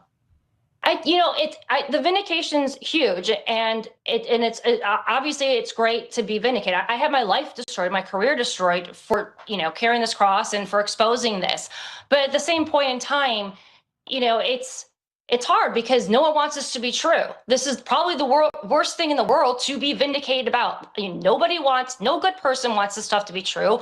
I did not want this stuff to be true. I just was smart enough to figure it out, early on. But at the end of the day, like I said earlier, I don't believe that we are going to see justice until this reaches critical mass. Now it's reaching critical mass. And I do believe that, when people start demanding for justice, people on the left, people on the right, come together for the kids, that's when we're going to start to see justice and arrests and, more action happening. But the public had to wake up first, because, if you go back to 2016, think about what the climate was like in 2016 when President Trump won his first term. Do you remember how crazy everybody went after he won? I mean, I know most of the protests are manufactured by Soros and whatnot, but there were a lot of people protesting and vandalizing, and there was mayhem everywhere in 2016 and 2017 as well. So imagine if they just arrested all these pedophiles in 2016 or 2017. I mean, there would have been a full-blown civil war, in my opinion. We're in a much different place now. I mean, there's so many people. Well, that's right. We better see action now. But expanding on that, you have 500,000 kids now smuggled in, much in sex slavery or slave labor, even confirmed with the New York Times, having to cover their bases. Now they found 150,000 of them. So we're getting real action. That was the Democrats. That was Mayorkas. You want to talk about something on a scale way above Epstein. Look at Mayorkas. Right. So President Biden's administration was actively sex trafficking all these migrant children. And there was hundreds of thousands of missing children that were just sex trafficked, and they were handed to pedophiles during his presidency. And so Tom Homan has been working to rescue these children, and they have been able to rescue thousands of these children. But they were actively trafficking children under Biden. And what they did is they reversed a lot of the things that President Trump did his first term to combat human trafficking, so they could traffic children, so they could get away with handing off these children, these migrant children, to actual pedophiles and sex traffickers. And then if you recall, they even were using private jets, that off the book flights, to traffic these children. We're talking like full passenger liners. And then we interviewed the congressional whistleblowers who said they've been doing it before, real kids for orphanages. They said none of it happened under Trump, escalated under Biden. They would put kids on 7-hour flights, 3-month-olds, no baby formula, no diapers. Then they would hand them to people on the tarmac or at Walmart parking lots or at shacks in the woods, and with no name. Yeah. And these private jet flights, they were off the books. And we're not going to find a lot of the kids because they drank their blood. Folks, that's in the emails. Oh, yeah. Well, yeah. I mean, in the emails, where do you think the legends of Count Dracula come from, folks? Well, and that goes back. And they're not real vampires, but the spirit in them is ancient. Right. I mean, they love young blood for multiple reasons. They like to drink it. Epstein's in there in the official emails demanding blood. Right. And they like to bathe in it. I mean, there are celebrities in Hollywood that openly admit that they love the vampire facials. This stuff isn't conspiracy theory. A lot of them admit that they do the vampire faces and they're into blood. Some of them admit to drinking blood. I mean, what was it? Megan Fox, talked about drinking, Machine Gun Kelly's blood or whatever. I mean, these people openly do these blood rituals. And we learned from, the Podesta emails that they were involved in spirit cooking dinners, and that involves rituals with blood. And if you just Google spirit cooking, you see a ton of celebrities at these spirit cooking dinners. You see them, drinking and or eating what appears to be blood. And that's the training wheels, is they'll have actors in vats of blood, and they come with spoons and eat it. That's like Bohemian Grove. It's just the gateway. It's to see if you're into it. And now we have Melinda French, saying he needs to answer for this. She wants her ex-husband investigated. So that just came out today. So the rats are leaving the sinking ship. What do you make of that? Yeah, I mean, I think it's really devastating to hear what he did to his wife. You know, he was trying to drug her because apparently he got a bunch of STDs. So he was going to secretly drug her. So think about that, Alex. If he was willing to secretly drug his wife, imagine what he's willing we to have do. video. Get it? She's saying she hopes there's justice. Look, she doesn't look so arrogant now. I mean, I'm telling you, I agree with what you said an hour ago. The house of cards is coming down. No one can deny that. And I'm just frustrated that Trump wasn't more energetic in all this for whatever reason. I see your view on it. Maybe you're right. But my point is, regardless, I'm being attacked everywhere saying, if I cover emails saying delivering kids to be eaten, I'm bad, confirmed, why don't you cover Trump? There is nothing there other than Trump not being energetic enough. And I get your point about act like you're not. So then the reverse psychology, maybe you're right. Because but imagine if he was. Imagine if he was like, oh, yeah, like, oh, Epstein's people are getting exposed. I mean, the media would go crazy. They'd call him a dictator. And, you know, he has to no, I mean, the Democrats now, through they want it all pulled back. Right, because... By the way, how big a news is that? Like, what did they think was... Wow. Well, that is what the Q people, that is what they've said for years. They said Trump's doing all this, so they demand its release. I'm like, oh, come on. And they did it. Well, he was baiting the Democrats. I remember he said, well, I didn't want to hurt innocent people, but a lot of you are guilty, so we're going to do it. But part of the baiting was them, like, making them think that Trump was guilty. And, like, clearly a bunch of them fell for it, and it worked because we had so many Democrats like demanding that the Epstein files be released. So, I mean, it worked like a charm. And now for those who don't know, the Democrats want all of the files pulled back. Yeah, it seems that way. No, these files did not boomerang in their favor. And now, it's a Democrat law firm. It's the victims because, quote, innocent people got exposed. The point is, Epstein victims' lawyers asked court to order DOJ to take down Epstein files right now. Well, too late. It's already out. Right. You know, why not just redact the files? If there are some names that weren't redacted, why not just go in and take down those files or just go in and redact the names? Why would you want to take down all the files unless you're just trying to cover it up? But even if they did take it down, it doesn't matter because like everything's been archived and there's other websites that have popped up with all the information. What do you make of him talking about, don't act like a goyim, the war against the goyim, and all that craziness? Who specifically are you talking about? Epstein, all these people he's talking to, it's like. Oh, yeah. Well, I mean, clearly, he believes he's superior and he was constantly talking about, how Jews are superior. I mean, there's tons of emails about that. And again, I'm not coming to this from a place of trying to be mean. I know most Jews will be like, we hear all day how Christian right-wingers are all secretly Nazis. And I'm like, we're not. Meanwhile, you guys got some explaining to do. Yeah, no, I mean, the way that they talk, they basically look at anyone that's not Jewish. And I'm talking about Jeffrey Epstein and his elites. This is based off of their words, not mine, and their emails. They look at us like cattle, And it's so funny and ironic to me because these are the same elites that have been calling us, racist and bigoted and xenophobic, anti-Semitic for years. And it turns out these are the most racist, bigoted people. Okay, he's in there saying, when you bring me these kids, no N-words.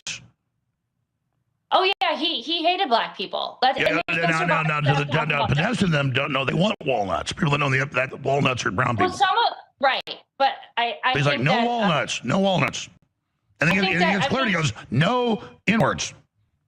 But I think that specifically in the Podesta emails, the walnut sauce, which I believe it's referring to a black child, could be a reference to the adrenochrome, the adrenalized blood.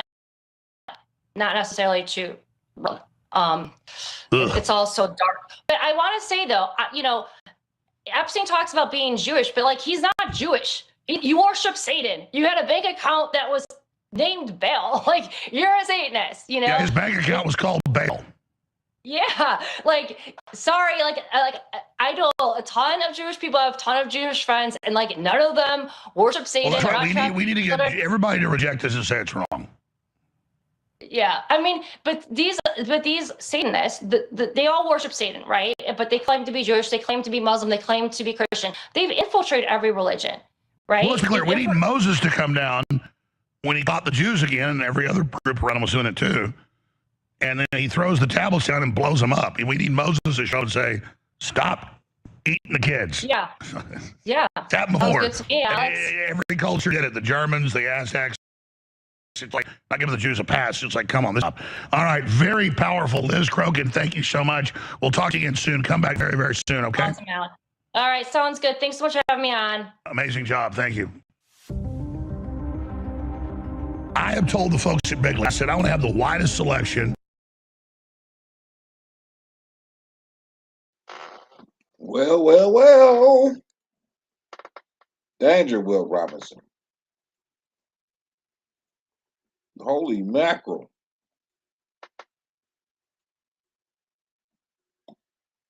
Remember this shit? Hold on. Remember this shit, though?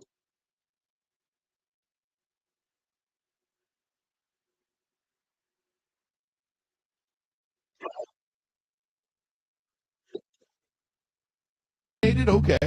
But you were not. So the Goyim will be exterminated? So the Goyim will be exterminated? Okay. So the Goyim will be exterminated? Okay. But you were not wrong about the Dever or the extermination either. Look at that face. You're not wrong about the extermination. He's talking about the extermination of the nations.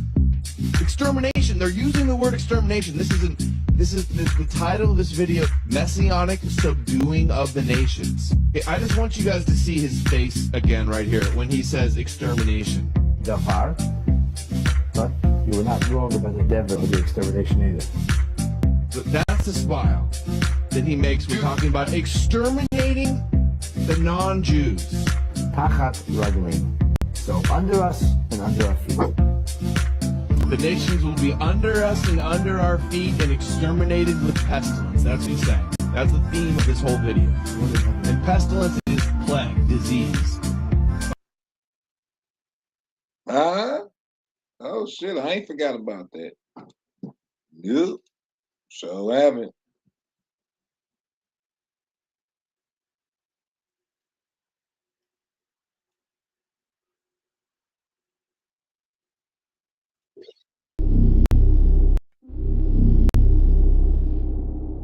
Old dude is now live.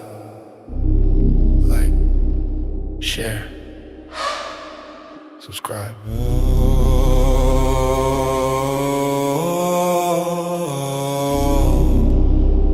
It is the mind of Mr. Nagazilla. Nagazilla. Nagazilla. Nagazilla. Nagazilla. Old dude is now live. What do you even focus on? Do you focus on the personal, interpersonal, creepy cloning stuff? Do you focus on the manipulation of the world geopolitical machination stuff? It's his version of full spectrum dominance, right? And so let's think about this in terms of the way that the Pentagon had that strategy of full spectrum dominance. This is the same type of strategy, but it's shadow full spectrum dominance. And this is an older strategy, again, that probably the Rothschilds, I think, kind of perfected how to do this because they come from obviously a long line of banking elites and banking families. And the real spies are bankers. That's what we learn when we go into the history of not just the OSS, but the inquiry. Originally, the U.S. intelligence apparatus that was set up. Now, the last time I was sharing this dude, YouTube took my motherfucking video down. Because he was busting their head so much. Wilson was a bunch of bankers, academics, and that's why many OSS heads and CIA heads, like Alan Dulles, actually went to be, who was a banker, by the way, and a lawyer. They went to be heads of the Bank for National Settlements, which is the central bank of central banks. And we also have that very fascinating email where he's discussing with Ariana de Rothschild the theory that the Rothschilds and the banking international clique had a role in perhaps helping Hitler come to power. The email actually says that when Hitler was destitute, he was helped at certain homeless shelters that he stayed in through international elite Jewish financiers, particularly the Rothschilds and others, even the Epstein family itself. So what this means is that there's a long lineage of banking intelligence that is the background to understanding this architecture. Now, not anyone else has talked about the Rakovsky interrogation, because the Rakovsky interrogation is kind of unknown about its provenance. It may or may not be accurate. There are real interrogations by the NKVD of Christian Rakovsky, who was the socialist minister of Bulgaria, who was a rabid Trotskyite. So he was arrested by Stalin's NKVD because, of course, Stalin hated the Trotskyites. And they have this really long interrogation.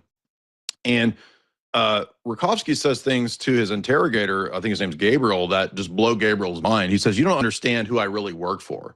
He says, I work for people above the capitalist, socialist, Soviet dialectic. Right. He basically says towards the end of this long interview and interrogation, I work for the Rothschilds. And he says, we have certain people like me that operate at a role that you don't understand. We're international fixers. And he doesn't use the word Bond villain because that didn't exist yet, but they're essentially like Bond villains working under the families that we're talking about here, these elite families.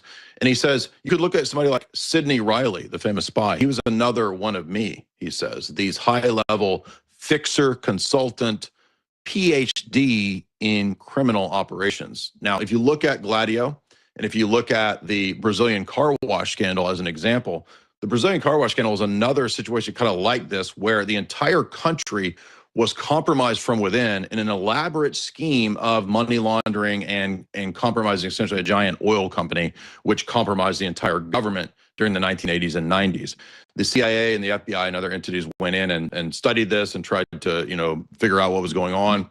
I had dinner with a person who had been involved in litigating this whole operation. And he said, when I was talking to him, I said, this sounds like Operation Gladio. And he was kind of shocked. He said, how did you know that? This is exactly the same structure as Gladio. Guess what? Gladio is the same structure, although 2.0, of the FTX collapse. And guess what? Epstein, as I survey this information, is basically a PhD, not so much in math or this weird scientism stuff.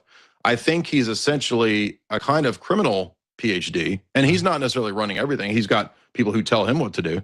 If you remember the emails about he was given orders from certain people.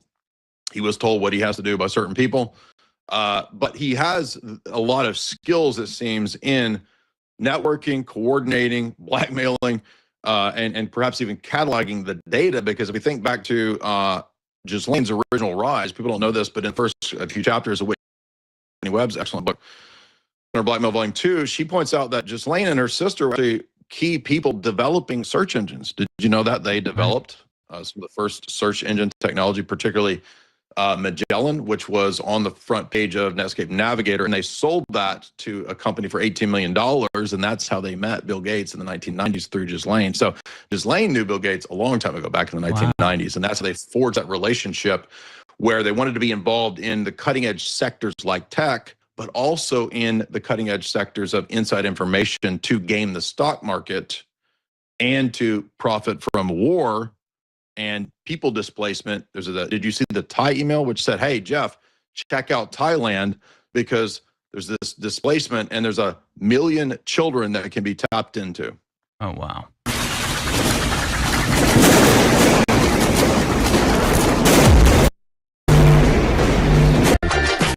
Is it already out now, Jay? Because I remember last time you were coming on, it was about to come out. It is out now, yes. It is out. We need to update your bio. So Esoteric Hollywood 3, finishing the trilogy. You can follow Jay on X at J_D007, on YouTube as well, youtube.com/@JDyer, and jaysanalysis.com. Jay, welcome to the show, sir. Thank you, Harrison. Are you the president now? I see you're like in a president room. Are you the president? Sometimes I moonlight as Emperor of the Moon, and we have a lovely setup here. But yeah. Let's talk. Can we talk about the president? Or let me do this because we're in a short break here. You got 3 minutes. Give me the rundown. What is your takeaway? What is your bird's eye view of everything that's come out? Because I know you've been diving into the Epstein files. I've been watching a lot of your videos. Boil it down for us. What's your takeaway in 3 minutes that everybody needs to know about what's come out? Yeah, I've spent 12 hours straight live streaming on my channel on YouTube, Jay Dyer. You can go watch all those. And we started with it. I didn't really realize it was going to be this massive, but this is probably the biggest crop of news information, breaking stuff that in my lifetime. I mean, this rivals maybe JFK assassination. It's up there with the Big 9 event. This is up there with COVID. And all of those events actually will tie into the massive information dump that we just had. So I think the real way to understand this is that it really demonstrates and vindicates what those of us on this side of the media, critical of the mainstream establishment and mainstream media, have said all along, which is that the world is actually run by interlocking networks and cliques of intelligence agencies, government operatives, academics, celebrities, bankers, corporate heads. They all work together, and they have a shadow system that they run kind of on the background or in the background that is really pulling the strings when it comes to what people think is the political public sphere of things. So we have basically high-level compromise, blackmail, espionage, snuff films, everything you could think of that's the worst possible stuff. Think of Nick Cage's 8mm. It's that, but blown up to the level of True Detective Season 1 on an international scale. So the most shocking thing, I think, is not just the salacious kind of, legitimate stuff with underage people. That's all awful. That's terrible. But that we're actually seeing that Jeffrey Epstein seems to be a literal Bond villain. Right. A Bond villain, perhaps above the level of a Klaus Schwab. This is so massive. You've got Epstein being able basically to meet with the heads of world governments. He's basically a consultant fixer at a high financial level and a blackmailer and an intelligence operative, liaisoning with multiple agencies across the world, heads of state, kings. We've got Thailand, we've got Ukraine, we've got Israel, we've got all of it implicated here in a massive global cover-up for, as just broke a few minutes ago, in fact, total world control. In fact, there's an email where there's discussion back and forth, and Epstein is basically saying, we don't really have to worry. We've got it all under total control. And that's our trump card, he says. We've got it total control. And then he says, we can wreck economies and profit from those collapses. And he says, you recognize, to Peter Thiel, I represent the Rothschilds. And then we have those exchanges between him and Ariana de Rothschild saying, we can actually look at this collapse and this chaos in Ukraine, and we can go in and buy it up. Go back to the bailouts of Europe. We can buy up those countries after they collapse, and we can manipulate and weaponize the Federal Reserve and the International Federal Reserve System through usury, debt banking, and enslavement by design. And he says, and we will throw all of that debt and that chaos onto the goy, and we will make that money on the downside, on the downturn, and we can dupe everybody. It's exactly what we've been control. saying. It's just from the mouth of the perpetrators. Jay Dyer and jaysanalysis.com. Experience, I think, is what sets people like you apart, Jay. A lot of people are sort of understanding this, coming to these realizations right now. I've been saying for a while, it's like we've always seen the black and white picture. Now it's being colored in. Now we're seeing the details and maybe the names and dates that we could speculate on. Now we're getting it from their own words. And as you point out, I mean, the way that you describe, what we're learning from the emails, it just sounds like what Alex Jones and yourself and so many people have said over the decades. Now it's just coming from the perpetrators, from the people actually doing it and engaged in it. So it tastes a little different. It feels a little different when it's coming from them. And so I want to talk about sort of the biggest bombshell revelations that you found or that, you have drawn your attention, but also the reaction, especially from Donald Trump and trying to figure out what the hell's going on there. But yeah, what has been something that has either surprised you or blown your mind or vindicated something that you believed already? Well, I first learned about the Rothschild banking system and how that network worked probably in about 2005 or 6, and I started writing some essays back then, some blog posts, and WordPress blog, all that kind of stuff back in the early days of blogging. And that eventually turned into a chapter in my first book. So it's actually 10 years ago. This is 2016, 10-year anniversary. The very first chapter in my book is about how, you see right there, the Rothschild masked ball, where presumably there was all kinds of orgiastic, eyes wide shut type stuff going on. And then I noted that quite a few Hollywood films have actually been telling us that. And you'll see there to the left, both Eyes Wide Shut and The Ninth Gate with Johnny Depp, which have very similar themes of these kind of high-profile networks, cults, Rothschild mansions, etc. All of that throwing it in our face, kind of in an Eyes Wide Shut way. So that's why I always thought that movie was so important.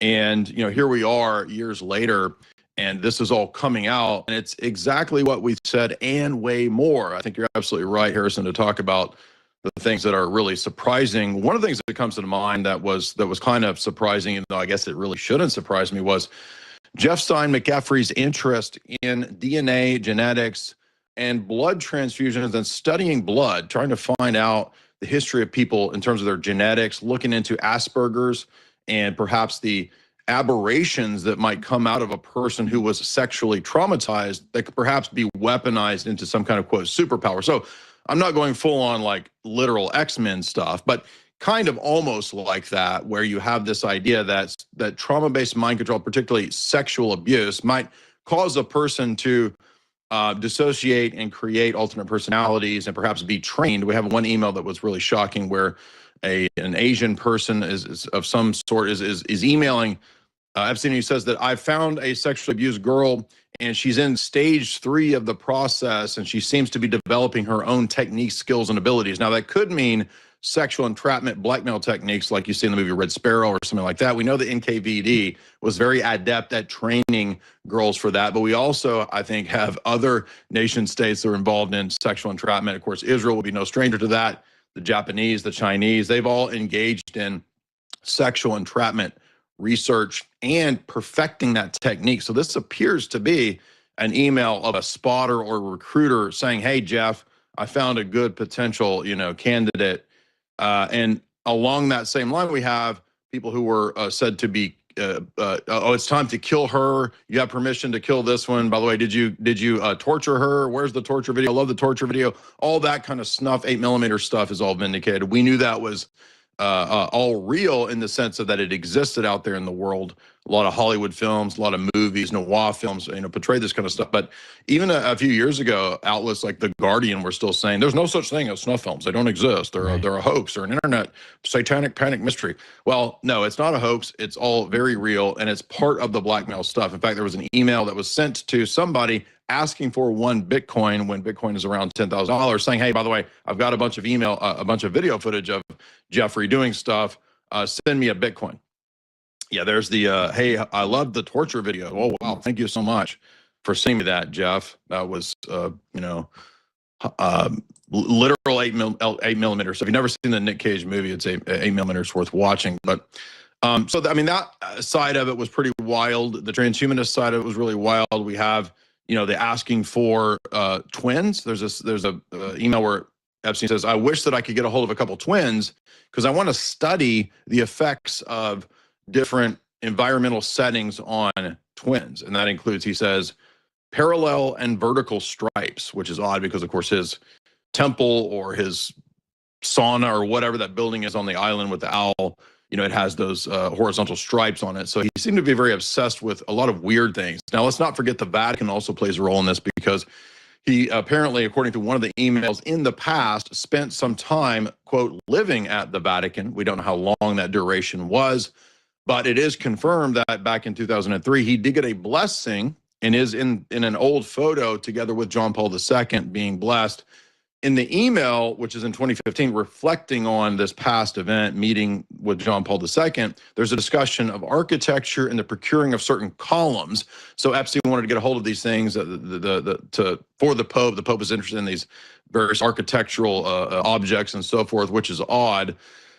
Itself doesn't necessarily prove anything nefarious, but it does show a close relationship with Epstein and perhaps with Mossad. And let's keep in mind, there's books that have been out for a long time. For example, Gordon Thomas wrote a book called Gideon Spies. It's about the history of the Mossad and their operations. He wrote that in 1999.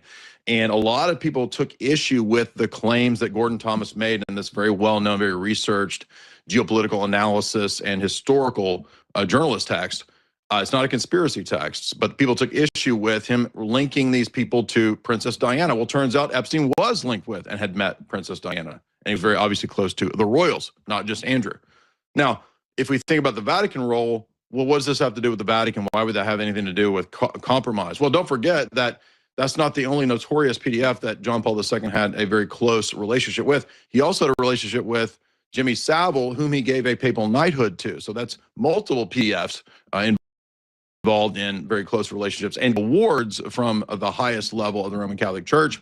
To me, that suggests compromise. He was also in some of the emails organizing flights for Pope Francis, for meetings with Pope Francis. No surprise there. But to mention that point with Gideon Spies by Gordon Thomas, there's a chapter where he talks about the normalizing of relations between the state of Israel and the Vatican. And that's because, according to Gordon Thomas, there were Mossad operatives acting in the Vatican in the 1980s, in the 1990s, and eventually, I think it was in the 90s, that the Vatican recognized the state of Israel. And so that occurred through specifically the liaisoning and the meetings with John Paul II. Now, we don't exactly know what went on. There is an allegation in Gordon Thomas's book that they tried to bug the Vatican. I don't know if they were successful in that. I think they were. That was they put a stop to that. But you have to keep in mind the Vatican also has its own secret service, and so anybody who's getting close to the Pope in this way has been vetted. And the idea that, well, they didn't know what Epstein was up to, they didn't know what Jimmy Savile was up to, is utterly preposterous. Absolutely. The Vatican has a very adept secret service. So my point is that these religious leaders, it's not just, heads of state. It's also the most prominent religious organization in Western civilization, the Roman Catholic Church, the papacy, which were a target, and seems to have to some degree been involved in and colluded with to some degree under Pope Francis and John Paul II, who is known, by the way, as the most Judaic of the Pope. So that's important to keep in mind, and it does vindicate a lot of what Gordon Thomas had written about in his book, which people took issue with, not just with the Pope, but also with Princess Diana. So, I mean, I don't want to take up all of your time, Harrison, but like I can go on for like ever. Like, this is the wildest, craziest stuff we've ever seen. Yeah, well, I completely agree. I'm right there with you. And the other thing about the Vatican that came out was that basically he was, I think he was emailing Ehud Barak, but he was emailing somebody basically giving the inside story about the resignation of Ratzinger.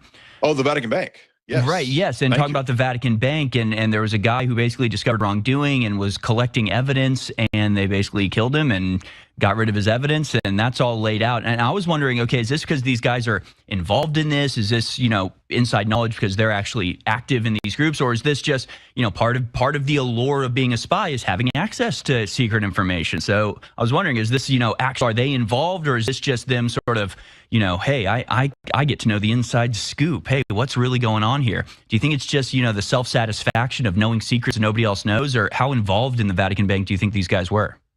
No, this is a 100% absolute intimate involvement. In fact, you can go watch all my podcasts where I covered Operation Gladio from both critics and supporters of the Gladio operations during the Cold War. Gladio wasn't just stay-behind units to protect against Soviets. It was ultimately, according to Roman Catholic author and historian and FBI consultant Paul Williams, a compromising of the entire structure of the Italian government throughout the 60s, 70s, and 80s.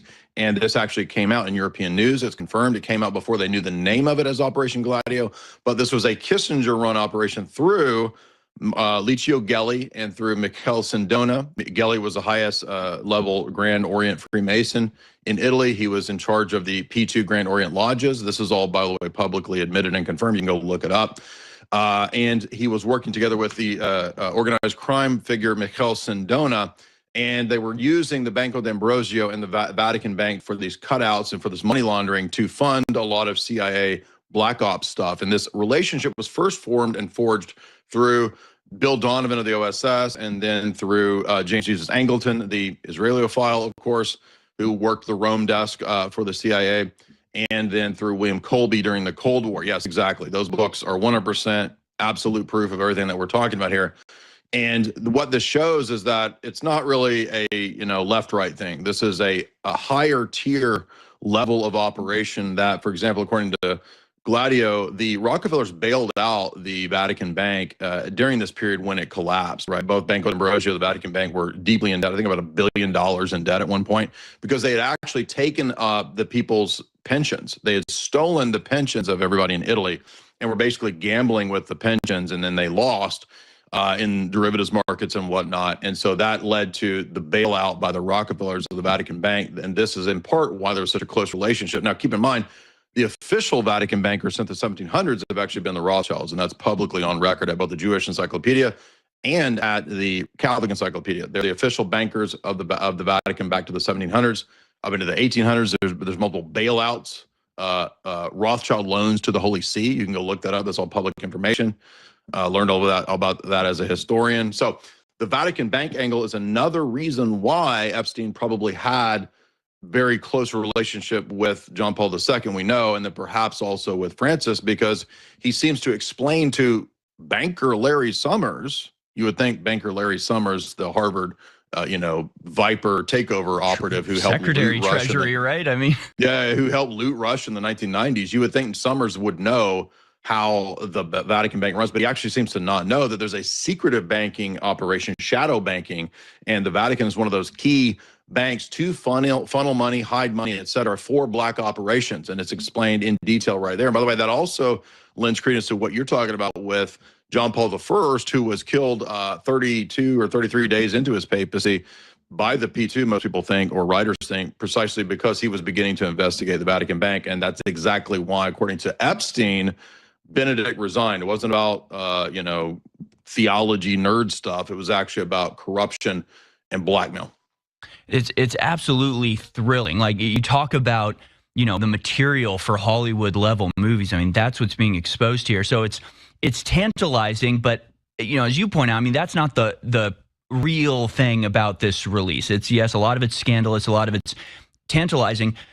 Which is more, important to you? Is it the geopolitical stuff or is it the creep? Because I got two stories. I got from Daily Mail, Epstein linked to designer baby empire in latest files that reveal bid to engineer superhumans and clones. All right, so you have like the sci-fi cloning crap he was into. And then at the same time, you've got the tweet the post you tweeted out. We have total control, collapse economies and rule. We've got him talking about Davos being the next UN replacement. So it's like. Right. What do you even focus on? Do you focus on the personal, interpersonal, creepy cloning stuff? Do you focus on the manipulation of the world political machination stuff? It's his version of full spectrum dominance, right? And so let's think about this in terms of the way that Pentagon had that strategy of full spectrum dominance. This is the same type of strategy, but it's shadow full spectrum dominance. And this is an older strategy, again, that probably the Rothschilds, I think, kind of perfected how to do this because they come from obviously a long line of banking elites and banking families. And the real spies are bankers. That's what we learn when we go into the history of not just the OSS, but the inquiry. Originally, the U.S. intelligence apparatus that was set up under Wilson was a bunch of bankers and academics. And that's why many OSS heads and CIA heads, like Alan Dulles, actually went to be, who was a banker, by the way, and a lawyer. They went to be heads of the Bank for National Settlements, which is the central bank of central banks. And so we also have that very fascinating email where he's discussing with Ariana de Rothschild the theory that the Rothschilds and the banking international clique had a role in perhaps helping Hitler come to power. The email actually says that when Hitler was destitute, he was helped at certain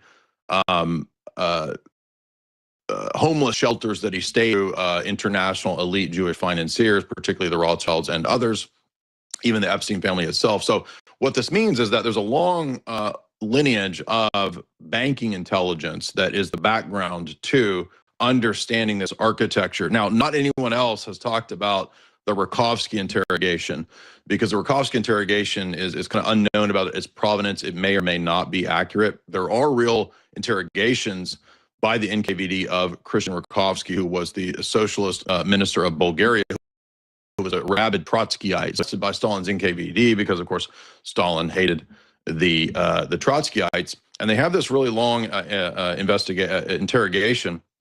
And Rakovsky says things to his interrogator, I think his name's Gabriel, that just blow Gabriel's mind. He says, "You don't understand who I really work for." He says, "I work for people above the capitalist, socialist, Soviet dialectic." Right. He basically says towards the end of this long interview and interrogation, "I work for the Rothschilds." And he says, "We have certain people like me that operate at a role that you don't understand. We're international fixers." And he doesn't use the word Bond villain because that didn't exist yet, but essentially like Bond villains working under the families that we're talking about here, these elite families. And he says, you could look at somebody like Sidney Riley, the famous spy. He was another one of me, he says. These high-level fixer, consultant, PhD in criminal operations. Now, if you look at Gladio, and if you look at the car wash scandal as an example, the Brazilian car wash scandal is another situation kind of like this, where the entire country was compromised from within in an elaborate scheme of money laundering and compromising essentially a giant oil company, which compromised the entire government during the 1980s and 90s. The CIA and the FBI and other entities went in and studied this and tried to figure out what was going on. Dinner with a person who had been involved in litigating this whole operation, and he said, when I was talking to him, I said, "This sounds like Operation Gladio," and he was kind of shocked. He said, "How did you know that? This is exactly the same structure as Gladio." Guess what? Gladio is the same structure, although 2.0, of the FTX collapse. Mm-hmm. And guess what? Epstein, as information, is basically a PhD, not so much in math or this weird scientism stuff. I think he's essentially a kind of criminal PhD, and he's not necessarily running everything. He's got people who tell him what to do.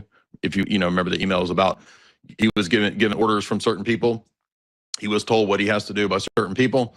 But he has a lot of skills, it seems, in networking, coordinating, blackmailing, and perhaps even cataloging the data. Because if we think back to Ghislaine's original rise, people don't know this, but in the first few chapters of Whitney Webb's excellent book, One Nation Under Blackmail, Volume 2, she points out that Ghislaine and her sister were actually key people developing search engines. Did you know that they developed some of the first search engine technology, particularly Magellan, which was on the front page of Netscape Navigator, and they sold that to a company for $18 million, and that's how they met Bill Gates in the 1990s through Ghislaine. So Ghislaine knew Bill Gates a long time ago, back in the 1990s, and that's how they forged that relationship, where they wanted to be involved in the cutting-edge sectors like tech, but also in the cutting-edge sectors of inside information to game the stock market and to profit from war and people displacement. Did you see the Thai email which said, "Hey, Jeff, check out Thailand because there's this displacement and there's 1 million children that can be tapped into." Oh, wow. It makes sense. I mean, everything bad they benefit from. Collapse a country, you can make a little off the top. Start a war, and hey, you got a bunch of orphans to source from. Yep. Again, it is depths of evil that most people have not spent any time actually considering might actually exist out there, because we tend to think that evil people like this will be cast out of society. No, they're running it in a lot of cases, and the Rothschild connection has to be the most important. Whether you're talking about Israel or Jeff Epstein, who in these emails says in no uncertain words, "I am an agent of the Rothschilds." I mean, you can't get more clear than that. And then you look at the way that they have presided over the European continent since the early 1800s. And of course, I try to always point out, and everybody knows the story of Nathaniel Rothschild buying up the stock exchange. But the part people miss is because of his intelligence network. And it was so well established at that point, everybody looked to him to find out the results of the battle, because everybody knew that he would know before anybody else. Everybody knew those guys have the better information than even the government has. And if the government's relying on you for information, that's total control. So everybody knows that. The story is true. Yeah. The story is true, by the way. It's absolutely true. And it, to me, sort of represents, the beginning, a watershed moment where they go, oh, man, this control of information, our banking network in all these different countries, the communications that we have, we can take over the world with this. And that's what they've done. And Jeffrey Epstein is just the latest incarnation of this superstructure that they built over centuries.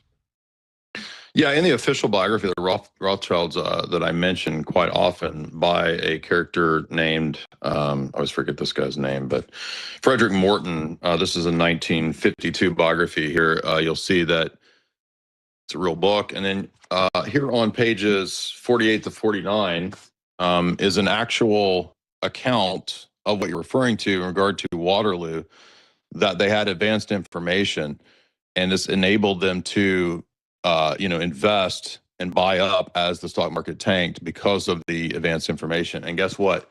What are we, a few hundred years later? And we have that exact same email of Jeff Stein McGeffrey saying the exact same thing, that, yeah, let's just do this. By the way, it wasn't just, the Rothschild Ariana email where they were talking about it with Ukraine and buying up things in Ukraine. There was another one where he's having a text exchange with Bannon, and he says, Bannon talking, and he says the Federal Reserve and inflation are weapons to be used. Yeah. So he understands even that the Federal Reserve is a weapon that can be used tactically. We've seen that, obviously, I think, in the last several years with the interest rates. Epstein even says at one point, the zero interest rates, that was a good thing. That was a good move. That works. That helps us. And of course, go ahead. Oh, no, of course, now Trump expected to pick Kevin Warsh, son of Zionist billionaire Ron Lauder, as the Fed chair. Ron Lauder is the in my opinion, thoroughly detestable president of the World Jewish Congress that has been demanding that we have hate speech laws for the last decade or so. His son is now going to head the Federal Reserve. We have more on the other side with Jay Dyer. Don't go anywhere, folks. We're going to get right back into this topic and expand it out, talk about how this really is used to control the world. Don't go anywhere, folks. Welcome back to the revelations of the Epstein documents, the big 3 million document tranche, which apparently has been decreasing. I don't know if you saw this, Jay, that people keep checking up on the official archive, and it's like Rothschild. Originally there was 12,000 results, and now there's 11,000. Now there's 9,000. They're apparently going in and correcting some of the revelations they maybe didn't mean to make. Again, Jay Dyer, you can follow on X at J_D007, on YouTube at Jay Dyer, and jaysanalysis.com. And his new book is called Esoteric Hollywood 3, and it gets into the symbolism that they really throw in our faces. And I remember since I first got into conspiracies, there was always talk around the concept of the 13 families that rule the world, and that there are these families, these bloodlines that hold a sort of shadow nobility control over the world. And that really does seem to be what the Epstein files reveal to a large degree. And it's all the powerful people here in America. It's people that got us into the war in Ukraine. I mean, these really are just a few number of families. The Rothschild, sort of the kingpin family, but they're just one of a few families that have operated this, I don't know what you'd call it, mafia for a long time. Am I wrong about that?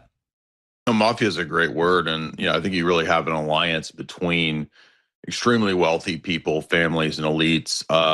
That, as we see from the tone and the text of a lot of these emails and messages, is they really have disdain for everyone else, even to the point of not just the elitist attitude of we're wealthier and more powerful, but the Talmudic attitude that they have a better soul, a higher consciousness, a nefesh, to use the Hebrew term, that is lacking in a lot of the commoners or the cattle soul. And that, in their perspective, gives a kind of a validation and a vindication as to how they can engage in this with, from their perspective, divine justification. Mm-hmm. But, in the scriptures, when some of that was tolerated in the Old Testament during a very brutal period, God tolerated that not because of the magic DNA of the Jews or anything like that, but to protect the lineage of the Messiah that would come through the Jews. Once the Messiah came, Christ clarified and explained what was fulfilled and what was no longer necessary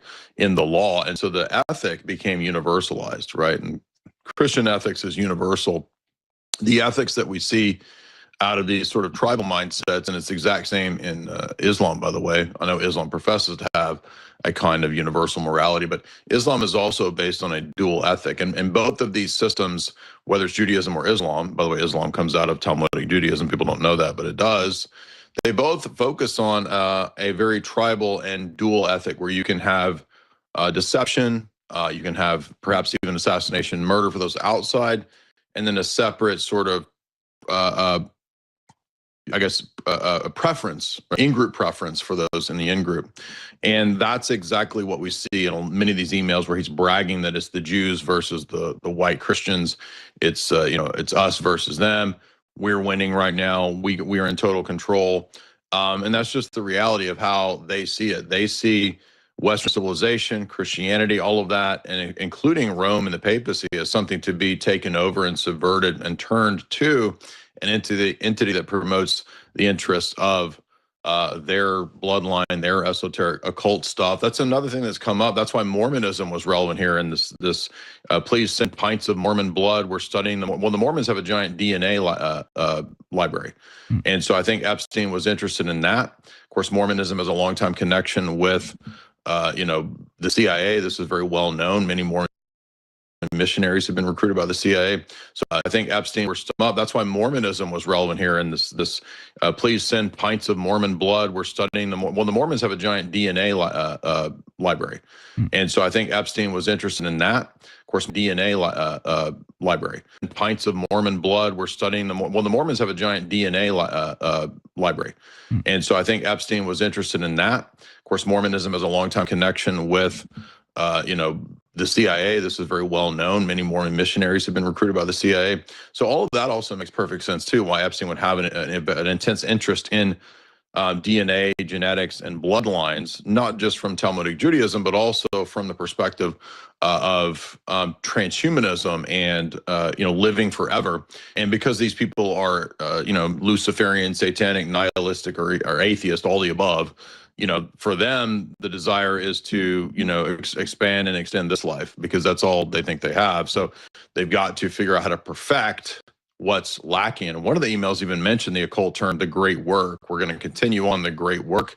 That's an alchemical hermetic term about perfecting what is lacking in creation through technology. And so again, Bond level villain stuff. If you remember in Moonraker, Hugo Drax, the Bond villain, wants to depopulate the earth and reseed humanity as a kind of new Adam with his bloodline. And this is exactly what we have, Epstein being involved in, presumably with the Zorro Ranch stuff. I mean, that's the thing. Talk about Bond villainy. This email that came out about Davos replacing the UN, and it's a communication between Jeffrey Epstein and the CEO of the World Economic Forum, which of course is the spiritual hub of all of this, right? As you're talking about wanting to live forever and merging, nature with machines and making up for the shortcomings of nature with technology. I mean, that's the mindset of Yuval Noah Harari and all of the bigwigs at World Economic Forum. So it's no surprise that this mindset is informing all of them. And then but the way that he phrases this, where they say, Davos can easily replace the UN, cyber, crypto, genetics, international coordination, like my stint at Trilateral. Issues now need to deal with the distributed trust and internet fallout. Somebody says, Borge responds, the CEO of World Economic Forum, exactly, we need a new global architecture. World Economic Forum, Davos, is uniquely positioned, public and private. And Epstein responds, global architects first. So, I mean, you talk about taking over the world. I mean, that's what they're talking about doing. They're saying our little industrial, neo-fascistic, half private, half public cabal will run the world. We already have the infrastructure for it. Isn't that convenient? Yeah, and remember too that the clip that Mike Benz played was very insightful, because it's the discussion between Epstein and Ehud Barak, the former prime minister of Israel, discussing how to target Peter Thiel, how to get Peter Thiel on board, and how to make that another arm or tentacle of their octopus. The octopus and its tentacle is a great way to think of this, because it's not just tech, it's not just finance, it's not just academia or the celebrity sphere. It's all of the spheres that you think of, and really getting an edge, not just in the intel, but also gaming the markets and blackmailing these high-level Silicon Valley elite people. So that was a very, very insightful explanation where you have, or insight, where you have basically Epstein saying, okay, look, here's what we're going to do to get you inside of Palantir through me targeting Peter Thiel, getting him on board. And that's one example. And presumably that's how it all goes, right? So in other words, he's an elite fixer, he's a consultant, he's a PhD in organized crime. And that's exactly what all of these emails show 1,000 times over. And every single minute when I open up Twitter, it's some brand new mind-blowing thing that, 5 years ago, 10 years ago, one of these would have been 1 or 2 weeks of news cycle. Seriously. Now it's every minute. This one I hadn't Every even minute. seen yet. I mean, speak of the devil, you're exactly right. I mean, every time I open up X, I see stuff like this. Newly released documents in the Epstein case alleges Mette Marit, the crown princess of Norway, was pregnant by Epstein. I hadn't even seen that one yet. Well, what I is it? covered that Do on the first night. you have any insight into why Norway is such a hot spot for this? The other thing that came out was that the Queen of Norway, I think it was, asked Epstein for like parenting advice, and Parenting advice, yeah. Yeah, She asked was for. saying- She said, "Hey, what do I? Is it appropriate to show this or that to my young son? Yeah. And how do I groom him into sexual? In other words, it's like a grooming sexuality email. So and now again, it's that not- son is on trial for raping four Correct. women. For rape, yeah. So he's on trial for rape cases, and what we get from that is that not only that that presumably she was grooming him to be a future psychopathic leader. That's a pattern that even Quigley talked about at the end of Tragedy and Hope. He says, one of the things that the elite do that the rest of the population doesn't do and doesn't understand is that they send their children off to elite boarding schools and they teach them basic psychopathy. It doesn't come out and say that, but it basically says that they don't have connection, so that they're deprived intentionally of motherly and parental connection so that they develop psychopathy, so that they can be a kind of an Emmanuel Macron type person who can be controlled through the vices. So that's very important. So when you basically corrupt these people, you control them through vices, and you also have to degrade the people further and further to go higher up the ladder. As Alex has always talked about, these emails vindicate that to go higher and higher up in the ladder of success in this world through this system requires more and more degrading acts to become billionaire, trillionaire level stuff, right? So we also get the idea that people are put into and groomed in these positions, particularly the children of these people and the elites and the royals. And I would say in the case of Prince, whatever her name is, of Denmark and others, there was another one where they were offering the princess, I think her name is Sophia, they were offering her to Jeffrey, saying, hey, Jeff, here's Sophia, the princess daughter. Would you like her? Can you groom her? It's crazy. So it's almost like they all sort of looked up to, he was like in awe, and even perhaps wanted to be impregnated by him, thinking that this would be a pathway into, to power, to maintaining power. So yeah, it's not just Norway, it's also Denmark. It's also, I think it's Sophia of Denmark they were trying to get Epstein to take her on. And remember that email that we mentioned at the very beginning, it was talking about spotting people that are potential recruits for the stages of the process. It's just called the process. We don't know exactly what process it is, but sounds like a kind of grooming into becoming a sex operative. Gosh, it is just unbelievably creepy, but it's not speculation anymore. I mean, we now have them describing what they do. So it's like we really have to face this and not just go, ooh, that'd be weird if that was true. No, this is real and this is how it works. And now you really can't deny it. So it's kind of time to come to terms with it. And just going back to about Palantir, because you mentioned, he's talking to Ehud Barak, and this was, neither one of them knew how to spell Palantir. They'd never heard of Peter Thiel. I mean, this was before he was anybody. So that's informative, right? It was in 2013 that phone call was made. It was in 2014 that Palantir got its first major contracts with the Israeli government. And ever since then, it's been building and building to the point now, published yesterday, Glenn Greenwald says, congratulations to Palantir for their revenue record $1.41 billion quarter, saying not only for its centralizing and radically strengthened domestic surveillance state under its control, and not only for rapidly expanding the powers of the U.S. security state to new dystopian levels, but also getting endless contracts from the U.S. government. So not a surprise that the road was paved for them. That's why it's like, it's not like Palantir is this amazing company that everybody was like clamoring to buy their product. They were put in position. They're okay, you get the contract now. Congratulations, you're $1 billion company. I mean, this is the way that it all works, and it's all just completely manipulated. I mean, is anything in our world legitimate anymore? And where do we go from here, I guess, is my question. Like, now that we know all of this, what do we do? We have stories as well of wild dinners that Epstein had with Zuckerberg. We have masses of information passing allegedly from Epstein from Facebook to Israel. So that's another angle of it that not many people are talking about.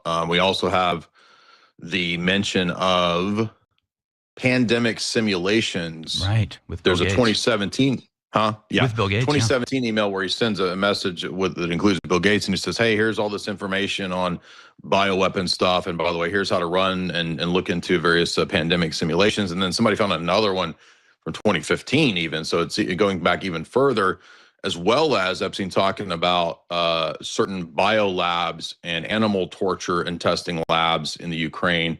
That's pretty wild too, because remember, Epstein ends up flying to Ukraine 1 month before Zelensky becomes president. And remember the email that he has with Ariana de Rothschild saying, hey, well, we can actually profit from this chaos in Ukraine. Then we have the text messages where Zelensky's saying, hey, I need Epstein to help me out. Zelensky says, Putin thinks Israel's running me. I need Epstein's help. So again, high-level consultant, fixer. He shows up right before Epstein, before Zelensky wins. And yeah, I mean, it's just so there's so much going on. We also have a vindication, by the way, of my buddy Mark Hackard. He actually translated an old KGB colonel's assessment during the Cold War of Robert Maxwell. And this one's relevant because in the KGB's assessment of Maxwell, they believed he was playing both sides. Right. And in the Epstein email about Maxwell, somebody says, hey, what was the deal with Robert Maxwell being killed by the Mossad? And Epstein says, well, the real story is that he actually appointed himself as the Israeli Mossad ambassador to the Soviets and was playing both sides. And he tried to extort Mossad for 400 million pounds. And that's why they got rid of him. So that basically vindicates that essay that we shared as well. That was kind of a contentious, debated theory for so long. But I mean, again, I could keep going, but well, and that I think is important too, because again, it's people that are just looking into this might think like, okay, he worked for Mossad. That means everything he did was Mossad ordered, but like, no, you can turn against them. They'll liquidate you. They'll kill you. You can be working as a double agent. I mean, all of this is vague, right? I mean, that's the nature of that was Maxwell, right? I mean, I think that in the case of Epstein, he mainly worked for the Israeli interests, but I also think he would help out or I mean, this is an international clique that's kind of even above a single nation state. I mean, he was interested. He was meeting with one of the emails that was pretty wild was he was going to meet with the heads of state. He had it planned out, and it was like 15 different heads of nations that he had scheduled to meet with. And then it was the U.S. State Department or Department, I think it was the State Department, had approved these meetings for Jeffrey Epstein. So in other words, he was working at a very high level for multiple governments and people, but ultimately it definitely serves, for the most part, probably the Israeli interests. Right. But of course, you know, to ingratiate yourself, you might do favors for another interest. It doesn't mean you're on their side, but you're, you know, contributing to them. I think that's exactly right.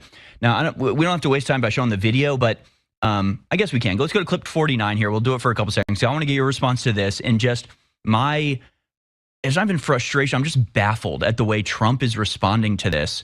And I want to play this for a few seconds to get Jay's response on the other side. Here's Trump yesterday when he's asked about Jeffrey Epstein. And no, he made a statement about me and Jeffrey Epstein. I have nothing to do with that. I have nothing to do with Jeffrey Epstein. And in fact, if you look at the DOJ, they announced, they released 3 million pages. It's like this is all they're supposed to be doing. And frankly, the DOJ, I think, should just say, we have other things to do, because that whole thing has turned out, I mean, other than Bill Clinton and, Bill Gates and lots of people that there are a lot of questions about it, but nothing on me. There it is. He basically says, the DOJ's got better things to worry about. And it's like, does he not know? Does he not know what has been exposed here? It's like he thinks that it's an attack on him, so he's like, refusing to acknowledge it. It's like, dude, all of your enemies are exposed here, and you don't even know it. What do you think is happening with Trump right now? It's hard to say. I've not seen a specific piece of data yet that confirms that there's an involvement at that level with him. I mean, and like Alex says, like, I'm open to being corrected, or if there's something. I know there was photos that were going around. Some of those were AI, and those obviously I think were debunkable pretty easily. You can see multiple extra fingers that people had. So right. I think it's important too to not immediately jump on a lot of these without kind of looking and checking. So be sure and look at the files to make sure, that a lot of these are actually there. That photo, for example, that was going around was a fake. That was a fake one of Trump. That one wasn't in the archives or the files. So right. But I mean, you can find the ones where it's like Epstein has a contract with the Rothschild Group for $25 million. I mean, that stuff's real. Epstein's flying for 3 decades almost CIA planes. Why is he flying CIA planes for 3 decades? Or why is Marco Rubio being credited as being the original funder of the dossier for Russiagate? Like, this is the thing. I think the people around Trump are going, this Epstein stuff, it's all about attacking you, and really you're and it's funny to me because he's so he's so concerned about his image that he seems to be only concerned about the Wolf thing. And he's like, oh, I'm not being accused, am I? And I'm innocent. And it's like, if he was less concerned about protecting his image and just looked at the Epstein files, then he could round up this cabal of criminals and his image would be of the savior of the republic and he could be a hero. But it's like, he's so intent on protecting his image that he's missing the bigger picture that would actually help his image rise. I mean, I had the story today. His poll numbers are down across the board. Every single topic people polled about Trump, and he's failing and disappointing everybody. And it's like, dude, that's the problem. It's not because Michael Wolff is lying about you. It's because you're so concerned about your image that your image is being destroyed. Does that make sense? Do you understand what I'm trying to say?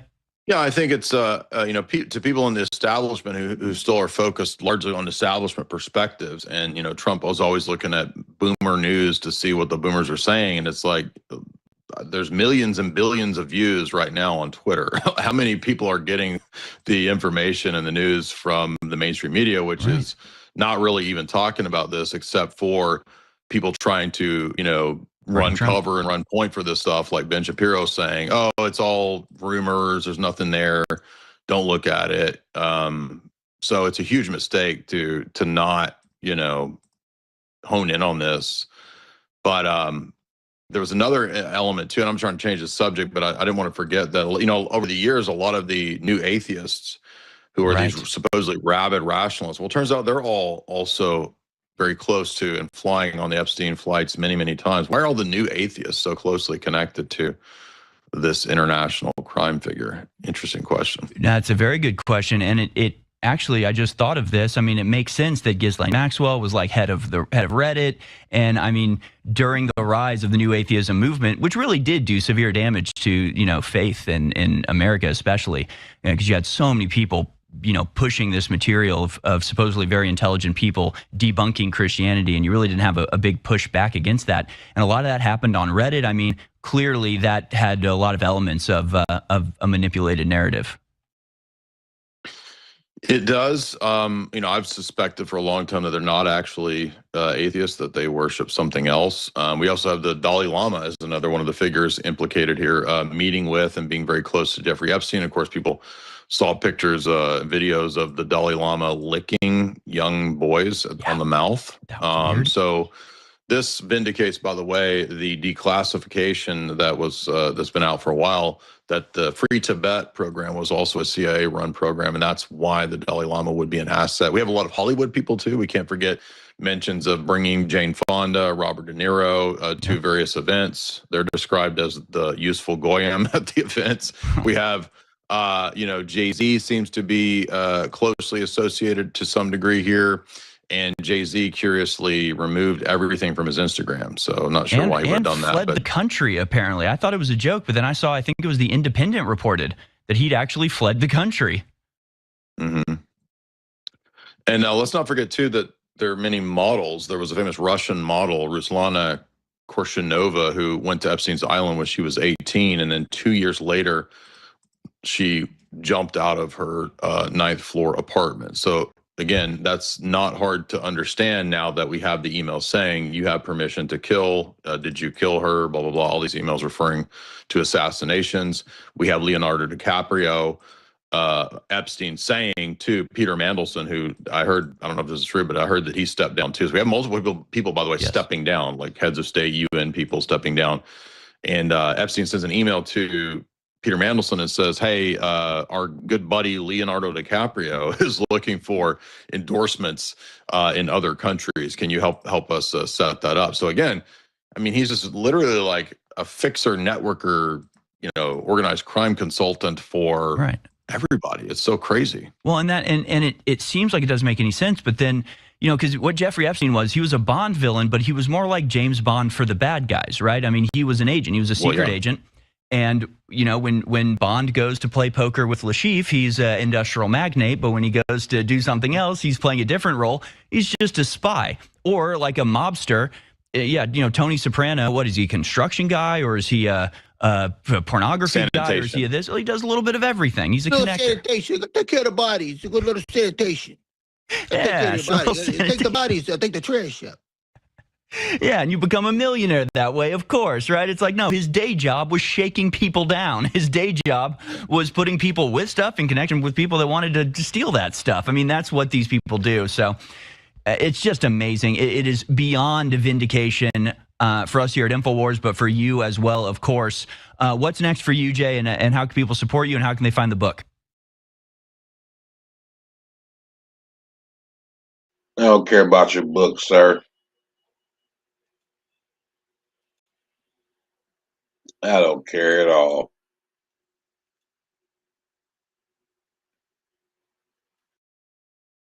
You all right out there, Nunya? You was out there doing backflips and karate kicks and shadow boxing and shit, wasn't you? You was up. You was out. You outside. You in the car. You in the crib. You out. Where you shadow boxing at? You ready to whoop somebody's ass?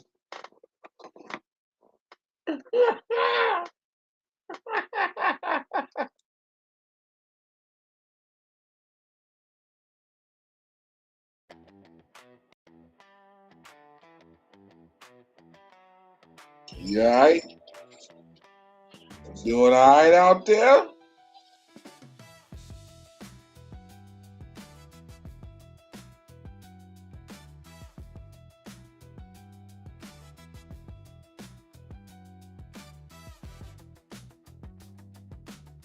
Yo, sometimes I get up and do a little shadow boxing, like, motherfucker. Shadow box a lot, actually.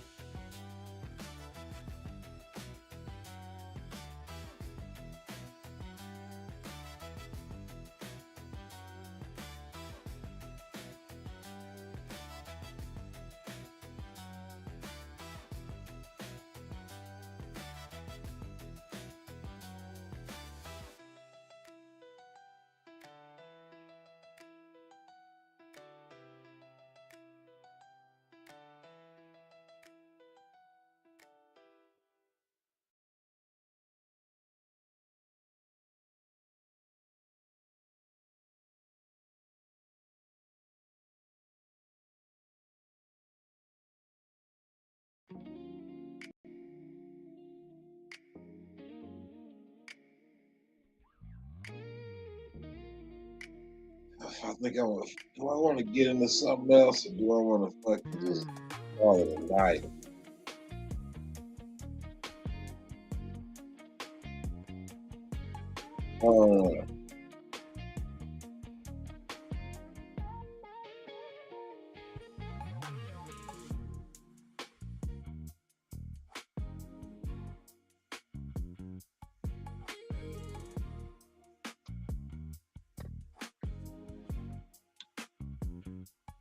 You done move right into the middle of them. You in Goop? No, you in the Goop Scoop Central. Wait till the summertime hit. It's gonna smell like red peppers and red onions running around. They're gonna be out front cooking Goop Scoop. You're gonna see them flipping shit with their feet. They gonna offer you some. You gonna turn it down. You gonna partake in the in the morsels.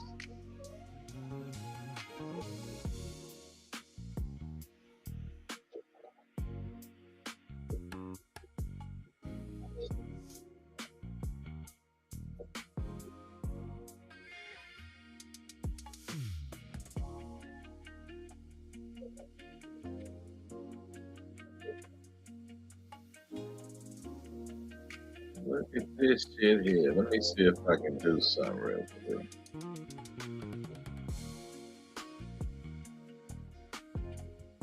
That is good.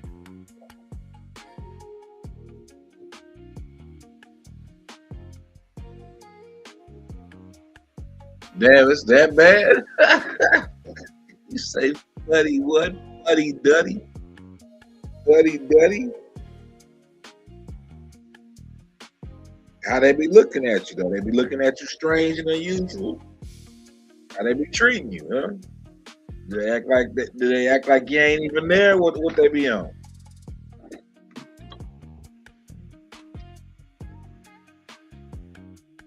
Uh, 100, 200 years from now, they're gonna be the Indians. Like, don't stop this shit.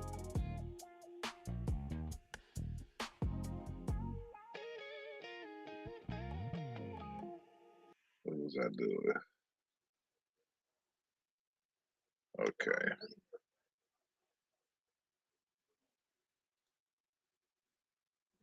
That bullshit. That.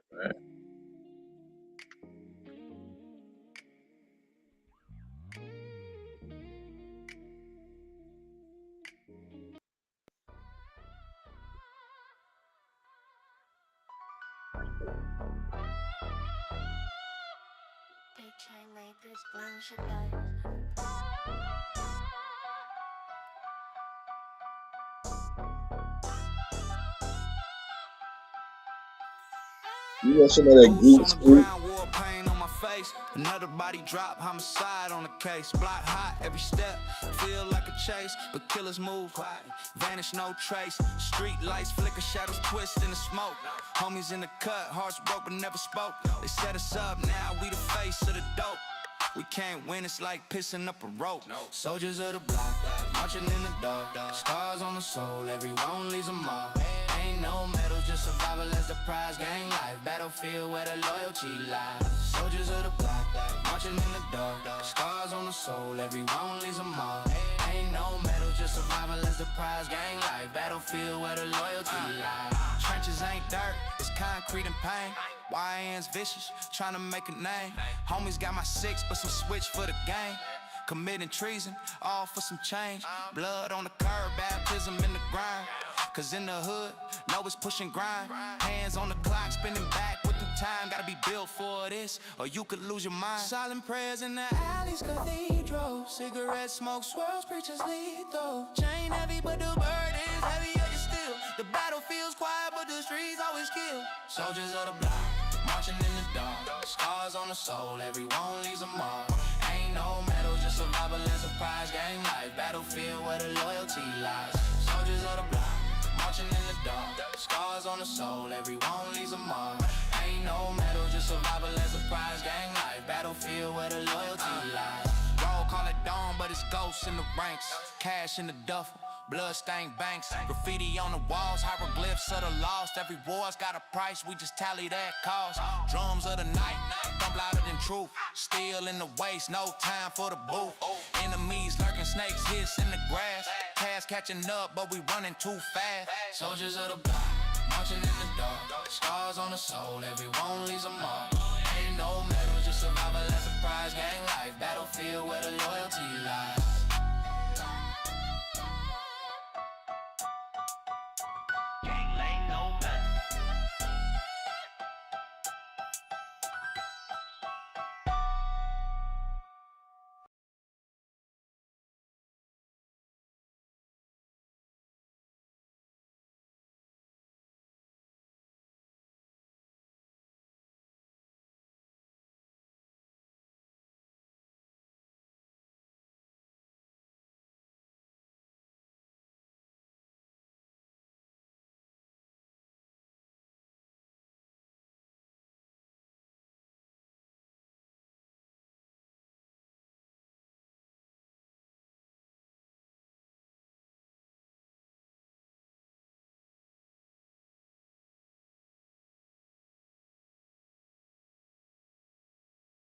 Get down or later.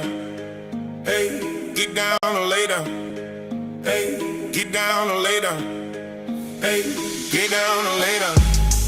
Hey, get down or later. Hey, get down or later. Hey, get down or later. Hey, too many bad bitches, too many thick thighs. Smoking blunts, acting funny, playing jazz like Nas. It ain't hard to tell we like the last kind. Sympathy they try to give me for my last dime. On the ride, used to catch the 29. Kept it on me, made me walk it cause it cost a 25. Jugging up with summer by December, all I want is mine. Shooting movies, keep that 40 on me like the sun of Sam. On the move, just like goons with a plan. Send that shot, get it hot, that's a 10. West Coast, let's go, bitch, I'm the man. All of that work and just go get your man. Ay, like Pac and Dre, get a pound, they on the way. Make them bitches pay to play, make them bitches pay to stay. Ay, we put that pressure on me. Get in the paint and go like all you really think they own it. And if they ease, then go ahead, tell them get they homie. We in the trap, you smell the stank when you get up on me. And if you ask me about that cash, you know we get it, don't we? Get down or lay down. Ay, get down or lay down. Ay, get down or lay down. Ay, get down or lay down. Pimpin' hoe, used to the coast, she not off limits though. Simmer slow, keep it on low and let the liquor flow. Tell her go and she come back with bands and shit ain't difficult. If we play, tell him go get his mans, we getting physical. It's a go, ask about me, bitch, I been a pro. In a scope, we shoot through the scope, you niggas pigeonhole. Biggest ghost, talking about that dope, the shit that gave him hope. Get down or lay down. Ay, get down or lay down. Ay, get down or lay down. Ay, get down or lay down.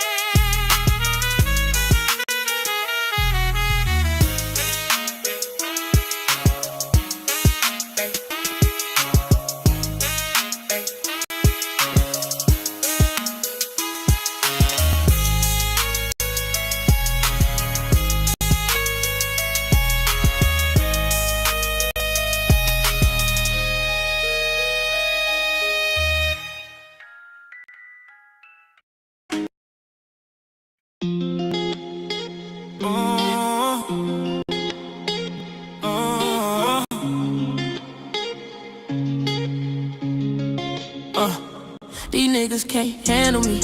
It ain't hard to see, that's why they all tryna damage me. But they can't get rid of me. I'm still out here running these streets. I'm still out here getting this green. But I move like a fantasy. Can't let the feds know it's me. And these hoes still after me, cause they can't get enough of me. And they know that they can't replace me. But you can't be my wifey. I just want you for one night. Get on your knees, let's have a good time. And after that, we say goodbye. They say that they can't handle me. These niggas can't handle me. I know you can't handle me. Baby, you can't handle me. You can't handle me. Niggas can't handle me. Niggas can't handle me. I know you can't handle me. I know you can't handle me. Baby, you can't handle me. You can't handle me, baby, it's the energy. And I don't give a fuck about you niggas that be envy me. And I ain't fucking with no bitches that be acting friendly. You can't get no Benz keys, you ain't my wifey. Just come and please me. And after that you gotta leave me. I'm outside, baby, so you know I gotta keep heat. One in the head, cause you know I gotta stay on beat. They try to bring me down, but I'm never falling off. I ain't never fall off, I ain't never falling off. Never fall off, I ain't never falling off. Never fall off, I ain't never falling off. Never fall off, I ain't never falling off. Never fall off, I ain't never falling off. Never fall off, I ain't never falling off. Never fall off, I ain't never falling off. They say that they can't handle me. These niggas can't handle me. I know you can't handle me. Baby, you can't handle me. Handle me, baby, you can't handle me. These niggas can't handle me. These niggas can't handle me. I know you can't handle me. Baby, you can't handle me. Handle me, baby, you can't handle me. These niggas can't handle me. I put a bounty on them. I'm out the country. If you need me, bitch, I stay in London. But I ain't never ducking. Still keep the 40 tucking. You won't get nothing from me unless you something for me. You ain't my shorty, and I ain't never lonely. So don't be blowing up my phone when you get horny. I'm not your homie. That's why you niggas so phony, y'all so phony. That's why you niggas can't handle me. You really not him? No, no. You not him? No, no. You not him? Please believe it, please. You really not him. You really not him? No, no. You not him? Please believe it, please. You really not. Talk big online, in person you quiet. All that talk turn tiny when it's time to apply. Whole crew styrofoam, melt when the heat hit. Tryna wear a crown, can't even keep a bitch. Crawling for a life that you can't afford. Borrowed every move, still your image look forced. I see through the act, every caption, every pic. You rehearsing in the mirror, but it still don't fit. You re-hated quotes, serving like their wisdom, chasing every trend, still can't find your rhythm. You measure every moment by the likes you get, but the room go dead when we really check your rap. You really not him? No, no. You not him? No, no. You not him? Please believe it, please. You really not him? No. You really not him? No, no. You not him? Please believe it, please. You really not him? 12 bars, breathe it in. Please believe it, please. You really not him? That's him in your head, talking big in the chat, go quiet in the flesh. Do we have to go through this again? Yeah, we do, but you still pretend. Say you run plays, but you fumble the snap. Say you got smoke, but it's all in the cap. I seen real ones losing, still stand tall. You chase likes, can't look in the mirror at all. Please believe it, please. You really not him? Just story you tell yourself, you tell yourself. You really not him? No, no. You not him? No, no. You not him? Please believe it, please. You really not him? You really not him? No, no. You not him? Please believe it, please. You really not him? Even she know you're not him. You just talk loud, that's it. The whole crew is playing. All bark, no bite, no heart in it. You chase clout, I chase wins. You chase trends, I set them. You post proof, I live this. Every loss, let's pay gems. You want throne pics, fake crown. I get work done, break ground. You want phones out, fake sound. I got her ass up, face down. I told you you're not him. Stop rehearsing in my lane. You got costume, you got script. I got scars and I got a name. Nigga, I'm him. You really not him? No, no, you not him. Please believe it, please. You really not him. You really not him. No, no, you not him. Please believe it, please. You really not him. You really not him. No, you not him. No, you not him. Please believe it, please. You really not him. No, you really not him. No, you not him. Please believe it, please. You really not him. No, you not him.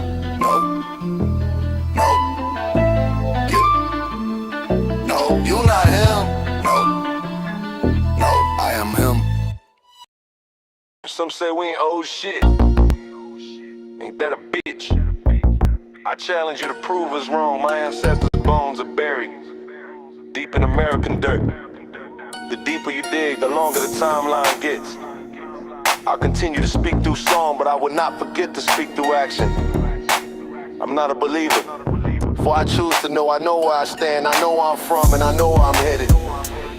Because when you find yourself, you find God. Remember that.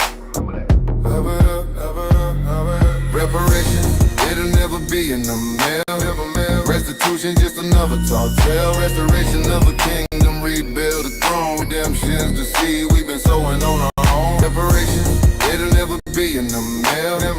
Restitution, just another tall tale. Restoration of a kingdom, rebuild the throne. Redemption's the seed we've been sowing on our own.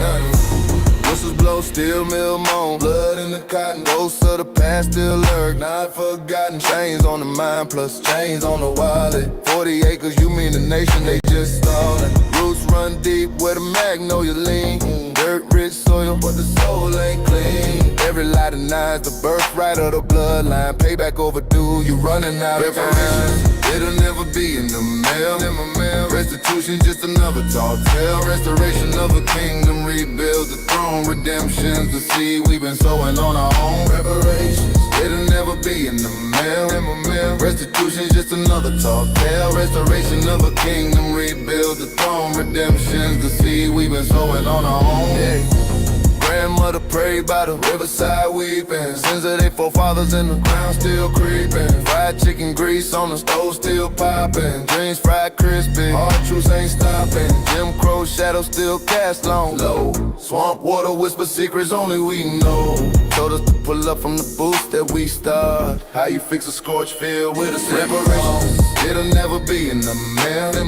Restitution just another tall tale. Restoration of a kingdom, rebuild the throne. Redemption's the seed we've been sowing on our own. Reparations, it'll never be in the mail. Restitution just another tall tale. Restoration of a kingdom, rebuild the throne. Redemption's the seed we've been sowing on our own. Plenty receipts for the pain they inflicted. Plenty receipts for the culture restricted. Took the rhythm, left us the blues, but the rhythm came back, now it's breaking loose. From Delta dirt to Cahokia streets, we the bricks in the road, we the drumline beats. Copper colored uprising, hands reach for the crown. American justice, aboriginals, cranberry. It'll never be in the mail.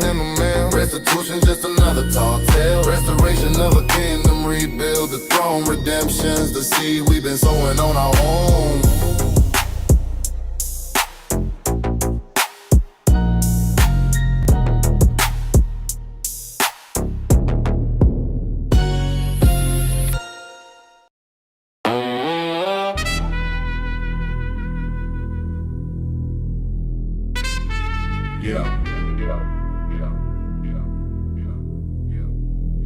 Ooh, Halo bent, wings dirty from blunt ash and spilled liquor. Prayers unanswered, voice cracks, faith flickers, the demons whispers. Hands together, but palms sweating betrayal. Angel on the edge, teeter in the rail. Gold chain swinging, heavy like regret. Sin drip slow, a cigarette silhouette. Holy water can't wash the ink off my name. Saint and the sinner, two sides, same game. Saint in the center, shadow in the glow. One walks high, one sinks below. Same pair of eyes, but they don't see the same. Saint in the center, two players, one name. Yeah. Confession booth, echoes, secrets like grenades. Words spill fast, sharp as switchblade parades. Rosary beads, rattle, heart skips the beat. Devil on my shoulder with a front row seat. Heaven's gate, now I got my doubts and stacks. Carry guilt in my pocket like crumpled up facts. Mirror shows both, a split down the face. Saint in the center, locked in the same space. Candle flicker, wax drips like tears. Time burns slow, fueled by fears. The choir hums low, harmony bittersweet. Saint in the center where heaven and hell meet. Saint in the corner, halo on tilt. Sinner in the shadow, plotting with guilt. One sipping holy water, chalice in hand. The other flips the hourglass, draining the sand. Church bells hum, but the streets still sing. Heaven's quiet when the block got bling. Saint reading scriptures, ink on the page. Sinner writes a story, bars in a cage. Devil on the shoulder, whispering schemes. Saint chasing purity, lost in his dreams. Two sides of the mirror, both faces grim. The saint in the center, ain't no saint without sin. Saint in the center, shadow in the glow. One walks high, one sinks below.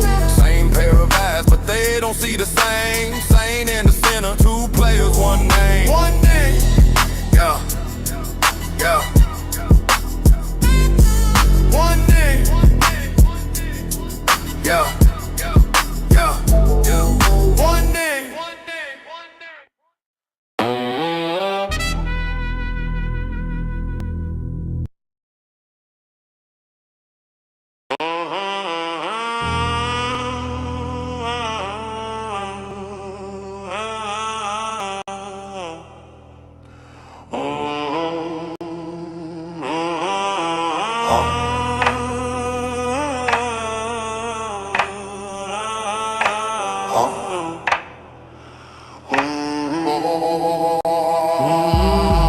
Staring at the glass, see a twin, I don't know, says you ain't pure, kid, your shadow always shows. I replied, now I walk where the sun glows. He snaps back, even angels got horns below. Heart beating Morse code, tapping on my chest. Good and evil wrestling, no referee to rest. Every prayer you spits got a hidden request. He laughs, truth heard, bet your face say yes. Mirror, mirror, why you speaking so loud? Truth in my face, can't escape the crowd. Is it me or you who's wearing a crown? Good versus evil, the lines breaking down. Voice in my head plays chess in the dark. Every move righteous are tearing worlds apart. Scream back, I'm a nigga, I'm a certified shark. He chuckles, I'll show you life's a work of art. You hunger for power, just chasing the bread. Every dollar you touch got a splash of red. My mind's courtroom where the jury's undead. Arguments endless in the space of my head. Is it heaven calling, or a devil's whisper? One side a preacher, the other a trickster. Who's a real you, the saint or the sinner? I dodge the question, but the mirror grows thinner.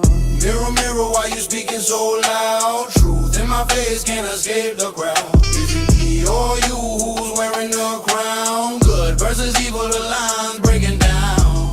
Mirror, mirror, why you speaking so loud? Truth in my face, can't escape the crowd. Is it me or you who's wearing a crown? Good versus evil, the lines breaking down. And your wings or a devil's grin. Do I lose or do I win? Saint or sinner, where do I begin?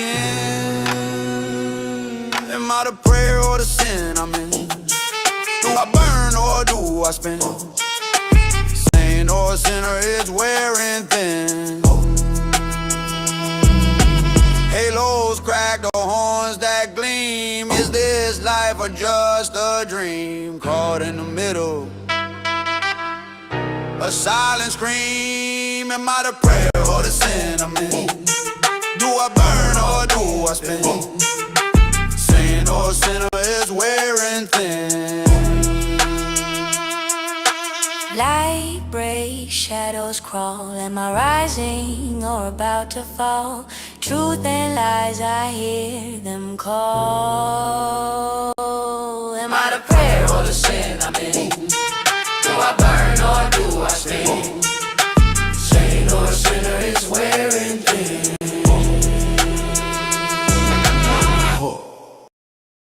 Yeah. Gangster. Nah, the faculty don't really become a gangster though.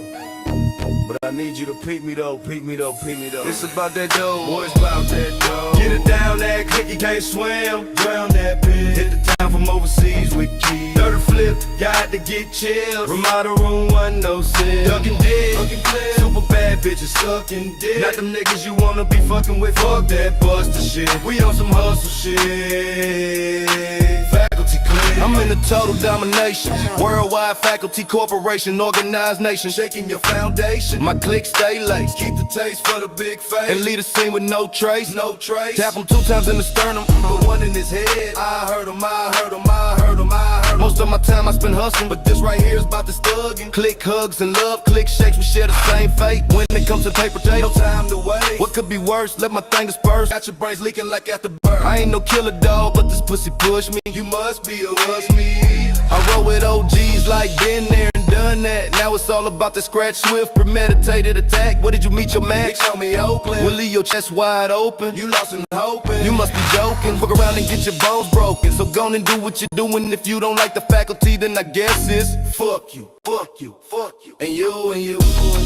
Get it down, ass quick, he can't swim. Drown that bitch. Hit the town from overseas with keys. Gotta flip, gotta get chill. Ramada room, 106. Ducking dick, fucking clear. Super bad bitches sucking dick. Not them niggas you wanna be fucking with. Fuck that buster shit. We on some hustle shit. Faculty, clear, faulty, not them niggas to fuck with. Hoes posted at the telly. Suck dick. Me and my niggas don't bring that shit around me. Cause I bust this thing and have your brains looking like ground beef. A straight hustler dog. Killer for the scratch. This nigga don't wanna fuck around. Put a perm in this nigga now. I'm nothing to joke with. The type of nigga you wanna smoke with. Talk that shit, you'll get smoked quick. We click clack, we back up. I hit my nigga, big homie, I need some backup. You know we act up. Full of that liquor, plus we blown off the switches, dog. We usually hustling, getting skrilla. This time it's for the killer. I'm about to do this thing, you ain't heard of me. You don't want no beef, you won't make it through the surgery. Fuck it, call it murder beef when you be crossing me. Tell a nigga he killed for thinking of offing me. I ride with the FSCULTY. Hit the club, we in VI. You know how we do it. Collar popping and Impala hopping as we hit the scenery. Things ain't what they seem to be. Keep a machine with me, sitting on my lap, slick upon. I be thinking about this crack. Killer for these niggas that be tripping with that.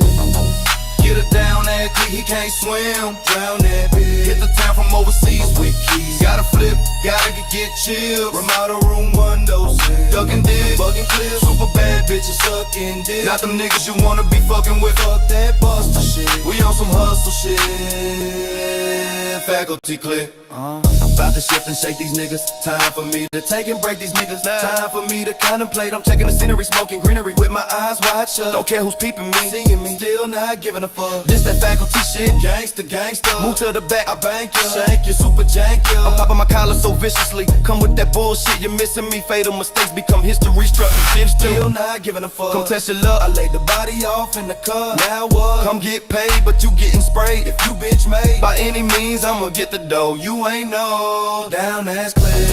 Get her down ass quick, he can't swim. Drown that bitch. Hit the town from overseas with keys. Gotta flip, gotta get chill. Ramada room on those. Ducking dick, fucking clear. Super bad bitches sucking dick. Not them niggas you wanna be fucking with. Fuck that buster shit. We on some hustle shit. Faculty clear. Yeah. Woo. The rap game. Don't push me, cause I'm close to the edge. I'm trying not to lose my head. It's like a jungle, sometimes it make me wonder how I keep from going under, going under, going under. Why I keep from going under, going under, going under. How I keep from going under. Gangsta, gangsta, gangsta, gangsta. It's like a jungle, sometimes it makes me wonder how I keep from going under. The nigga broke, a nigga waiting on the bundle. You got smoke, nigga, meet me at the tunnel. The half an inner make a tough nigga humble, make a smart nigga act dumb. They say if you don't play, you can't win. I'm a whole gangster, bitch, I can't pretend. Yeah, my heart so cold, like the night we in. We was selling white cause it was quicker to the ends. Now my bank account look like the numbers on the VIN. Just another day, now my dog in the pen. This shit a marathon, baby, don't break a sweat. The play went smooth, I still break a neck. They say more money, more problems, I'm like, bet. If money ain't the problem, I don't got it yet. Shit, who the harder nigga out the mo? No, in the trap, I with a shotgun by the door. I remember sleeping on my auntie floor. Cop knocked on the door, so I jumped out. Tell them free everybody, everybody. I'm the one that got the D, everybody, everybody. You the type to try to leech off everybody, everybody. I'm the type to find a breach and get a body. The rap game, don't push me, cause I'm close to the edge. I'm trying not to lose my head. It's like a jungle, sometimes it make me wonder how I keep from going under. How I keep from going under. How I keep from going under. It's like a jungle, sometimes it make me wonder how I keep from going under. Pussy nigga know I keep thunder. Nigga want beef, it's a feast in the summer. Everybody want me on the song, cause I do it. Every bitch I meet in my life say I'm foolish. I told her I'm a filthy rich nigga, I can prove it. We was robbing banks, I was on some Frank Lucas. My partner switched on me, I thought it was a real one. Had to step back like I was a Mavs, had to get one. Me and money stay connected like a stick. You don't know what happened, I ain't telling you shit. That's a op, that's a fan. I don't know. Is that a Glock? Is that a Zan? I don't know. Is that a knot? That's a band. I don't know. Is that a thought? Is that your man? I don't know. Shit, I'm getting to the motherfucking bread. I ain't got time to fuck with the feds. Don't play with me. Fuck it out with it. I'm so motherfucking close to the edge. Rap game, rap game, rap game, rap game. Don't push me, cause I'm close to the edge. I'm trying not to lose my head. It's like a jungle, sometimes it make me wonder how I keep from going under. How I keep from going under. How I keep from going under. How I keep from going under. How I keep from going under.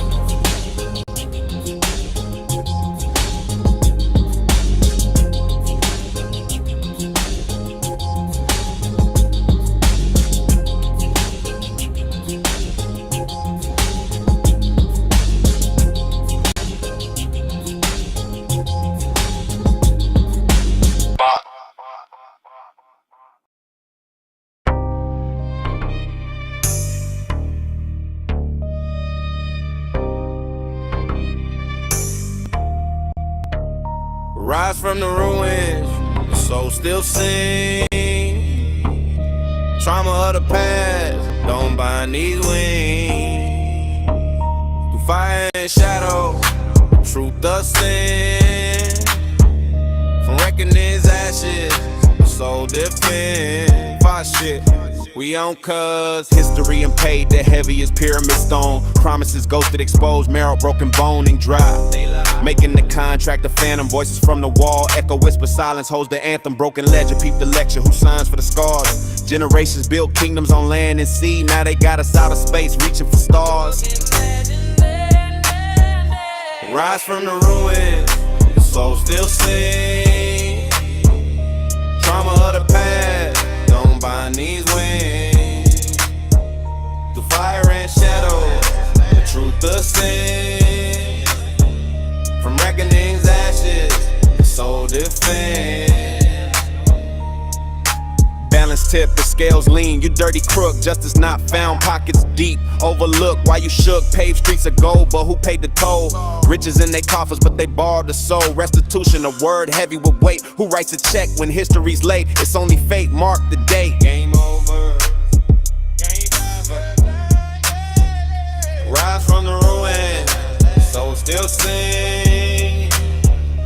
Trauma of the past, don't bind these wings. Through fire and shadow, the truth ascend. From reckoning's ashes, the soul defend. Rebuilt from the wreckage, brick by brick. Hands that heal, no more Houdini tricks. Restoration of soil screams for seeds. No greed, a garden blooming with truth, not just pulling the weeds. Blueprints drawn in blood, sweating and tears. Keep your stride, fix the foundation and step inside. Bitch, we arrive. Rise from the ruins, soul still sing. Trauma of the past, don't bind these wings. Through fire and shadow, the truth ascend. From reckoning's ashes, the soul defend.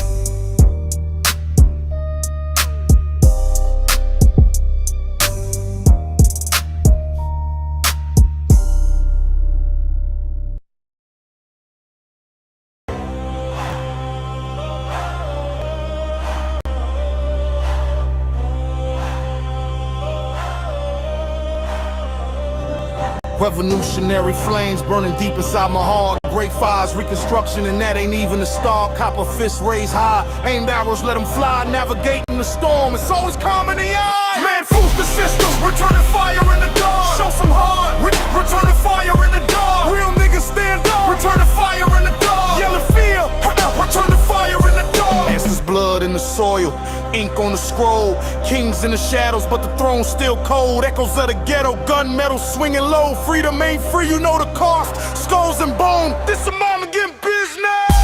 Back alleys whisper secrets to the stars.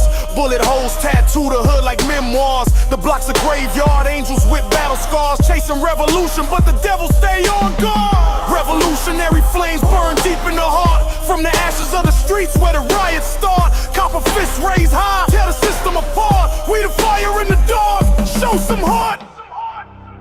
We the fire in the dark, break, man, boost the system, return the fire in the dark. Show some heart, return the fire in the dark. Real niggas stand up, return the fire in the dark. Yelling freedom, return the fire in the dark.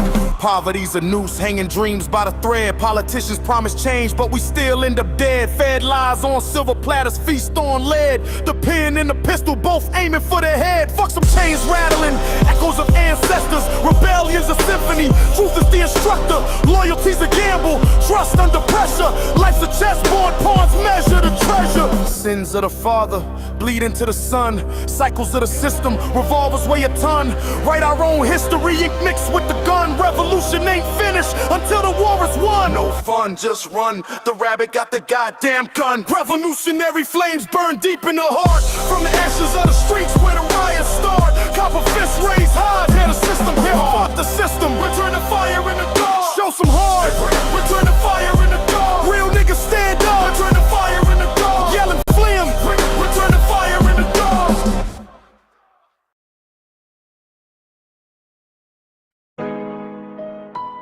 Now, I don't get like this unless provoked. I like to spread love. So I typically come in peace, but I'm always war ready. It'd be wise to remember that.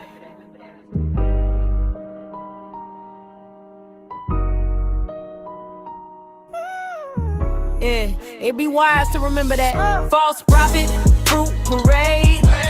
Yeah, your truth gets slayed. Every word a charade. Game you played, getting displayed. False prophet, getting sprayed. Crowds dismayed. Every move you betray. Delayed, time to fade. You just a shade. Preaching to the people, but your Lexus twisted and broken. Claiming revolution, but your act is sugar coated. Talking heavy on the lie, but your steps sound hollow. A shepherd in disguise, leading sheep to the gallows. Fear master wisdom, your script ain't authentic. Quoting books you can't comprehend, knowledge pathetic. Call yourself a beacon, but your light don't shine. More puppet than prophet, tangled up in your own line. Quit fishing, motherfucker. False prophet, fruit parade. Your truth gets slayed. Every word a charade. Game you played, getting displayed. False brighted, getting displayed. Crowds dismayed. Every move you betray. Delayed, time to fade. You just got a soapbox, but you ain't cleaning the soul. Talking about old dude while your heart's full of cold. You ain't awake, just a snooze in disguise. Spreading rainbow dreams while the real ones die. Your mantras rehearsed, your chants sound plastic. Wanna lead a movement, but your grip is too elastic. Your third eye's blind, your crown ain't divine. You a glitch in the matrix, ain't no spark in your line. Broken mind.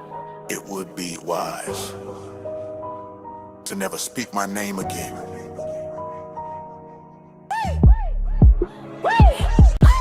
False prophet, fruit parade. Your truth gets slayed. Every word a charade. Games made, getting displayed. False prophet, getting displayed. Crowds dismayed. Every move you betray. Delayed, time to fade. You just a shade. Mushroom cloud, split atoms with the syllables I spray. Bitch, get in the kitchen, go fold some clothes. Ain't a laundry day. I'm a chessboard king, you just a pawn in decay. Step to me, that's a gamble. Vegas odds don't play. Your spirit missing rhythm like a clock with no tick. My mind is like a Rubik's cube, solved every color, every click. Your live stream still expired, smelling sour like milk. While mine weave fine threads, designer crafted silk. You wanna be a man, that's plagiarism, a crime. I'm taking out the trash, call it your prime, but it's mine. I'm the blueprint, the architect, the code in the matrix. You're the glitch in the system, a bug that's outdated, most hated. We can leave this shit alone, or it can continue. It's all on you.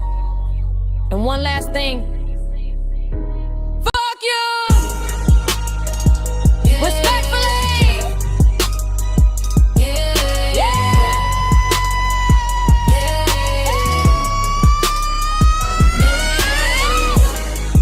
Parade,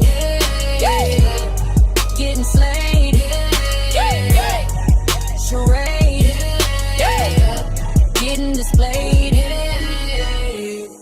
getting sprayed, crowds dismayed, betrayed, delayed, fade, shade.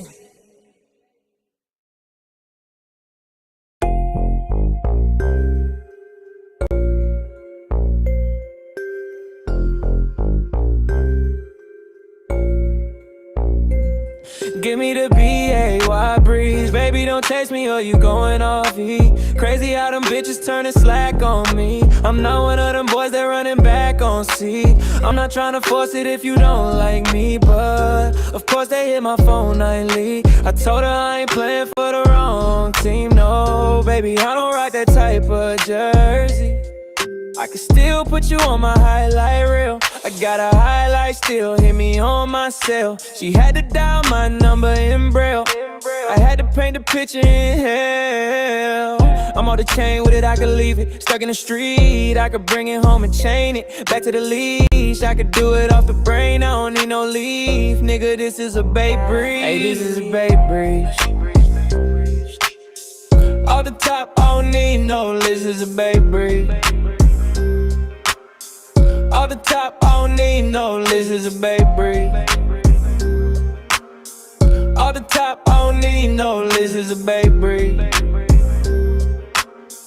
Off the top, I don't need no leaf. Yeah. My name in the mouth don't make me have to pull it.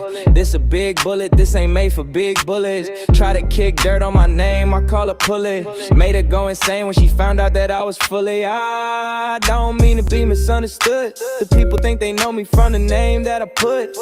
I never did it cause they told me I should. I'ma be a winner till they claim that I'm good. If you ain't going for the big four, what you playing a game for? Never sell your soul for a chain, bro. We already came from the chain gang, bro. All these problems weighing on my mind, like I can see the solution through the limelight. Put your shades on, the future is bright. This is your day one, welcome to your life. Hey, this is a Bay Breeze. Archetype, I don't need no, this is a Bay Breeze. Archetype, I don't.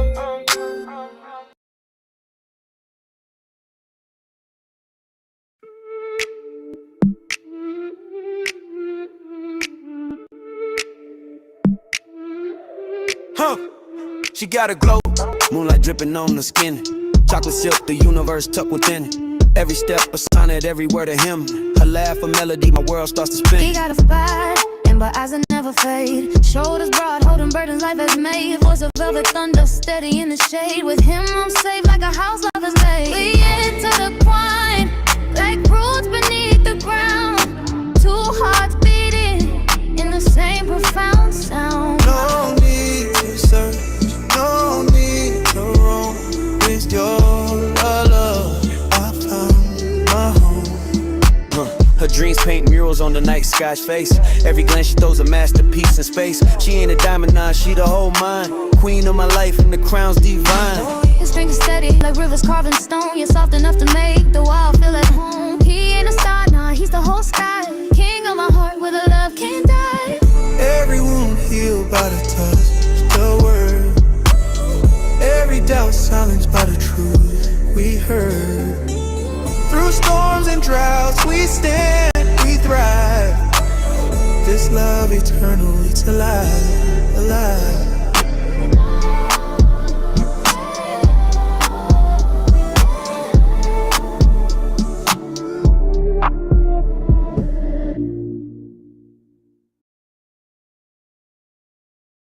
Yeah, yeah, yeah. Yeah, yeah, yeah, yeah, yeah, yeah. Yeah, yeah, yeah.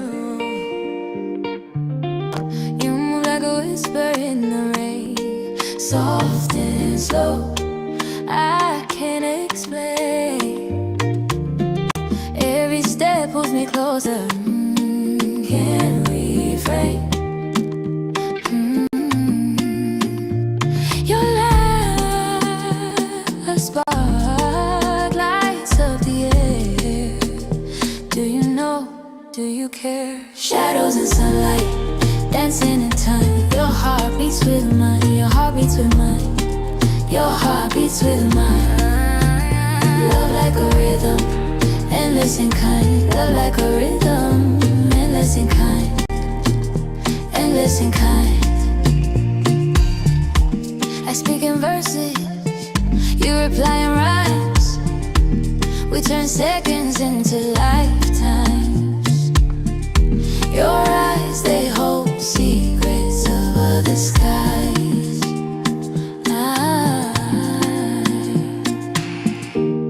Do you see the way stars leaning to hear us? Do you feel the world spin just to be near us? Shadows and sunlight, dancing in time. Your heart beats with mine. Your heart beats with mine. Your heart beats with mine. Love like a rhythm, endless and kind. Love like a rhythm, endless and kind. Endless and kind.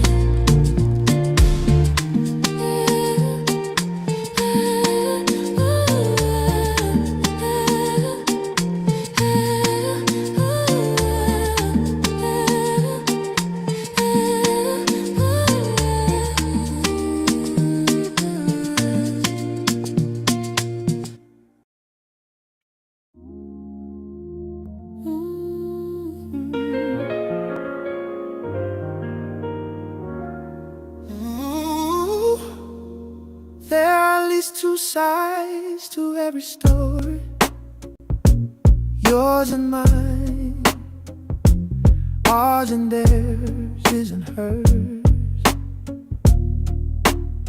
You say you never meant to blur the borders, I say I never raised my voice. We argue over every single corner of a choice we can't avoid. If every truth keeps twisting in the telling, then in all this rewinding, all this trying, someone's always lying. Every word reshapes the same old ending. Then in all this rewinding, all this fighting, someone's always lying. You circle back to something said last winter, I swear it slipped right out my head. You call it proof, I call it splinters, little shards we never share. You keep your facts like folded legal letters, I keep my feelings in a pile. We take turns playing who remembers better, till we both forget the why. If every truth keeps twisting in the telling, then in all this rewinding, all this trying, someone's always lying. Every word reshapes the same old ending. Then in all this rewinding, all this fighting, someone's always lying. Maybe it's the fear that makes us edit, maybe it's the hurt that has a line. Maybe we're just bad at saying I did it, so we underline the other side. The truth keeps twisting in that side.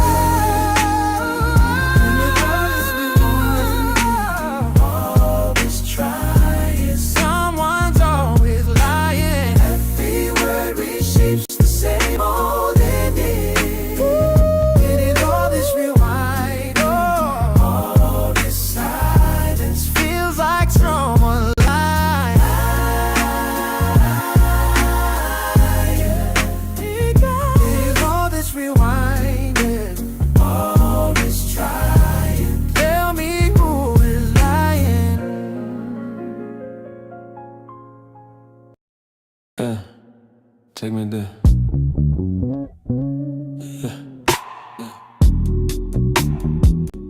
Let it linger, speaking clearer. Stay right there. Lights low, but your eyes still glow. Here we go, but we move so slow. Whispered heat in the velvet air, every inch of me pressing you there. Take me deeper, let it linger. Taste yourself on my fingers. Body's language speaking clearer. No words, I just want you right there, right there. Satin sheets tangle like a mine. Every curve a treasure I find. Breathless rhythm, hearts collide. I'm drowning in you, no place to hide. Every touch a wildfire, inferno burning. Every look a lesson I'm learning. Ooh, yeah. Take me deeper, let it linger. Let it linger. Taste yourself on my fingers. Body's language speaking clearer. No words, I just want you right there. Gravity's gone, but I'm pulled to you. The night's a secret is only between me and you. Drunk on the heat, dripping from your skin. This fever starts where your lips begin. Your nails trace maps on my skin tonight. Every touch burns like fire, but it feels so right. The clock's got no say when the room's this hot. Sweat drips slow, I'm caught in your plot. Breathing heavy, hearts collide. No escape, nowhere to hide.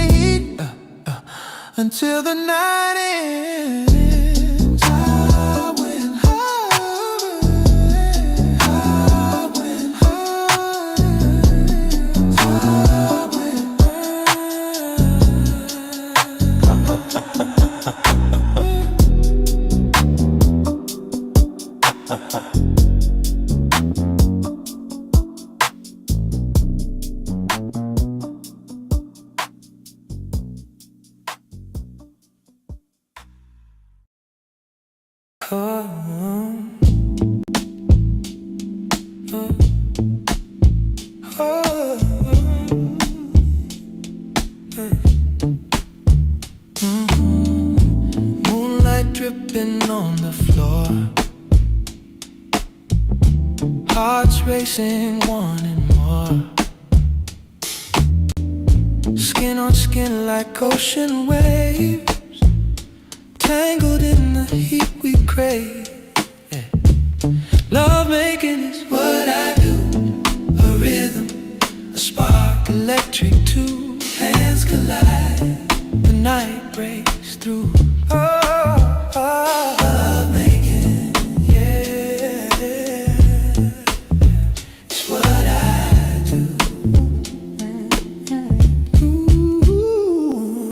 Curtains swaying slow and sweet, our shadows dance where time won't meet. Breathless whispers fill the air, every move, no moment spare. I feel your pulse, it matches mine. Every second bends the line. Love making is what I do. A rhythm, a spark, your hands collide. The night breaks through. Love making, yeah, it's what I do. You. Ooh, your touch, it's a melody. I sing a song that only passion brings. Oh, the world fades, just me and you. Love making is all we do. Your eyes burn like a velvet flame, a quiet storm whispering my name. Fingers tracing slow as time. Your breath is music, soft, divine. The night is endless, the air so sweet. Our hearts in rhythm, every beat. Making love like the world don't turn. Skin on skin where the fire burns. Making love in the dark we glow. A language only our hearts know.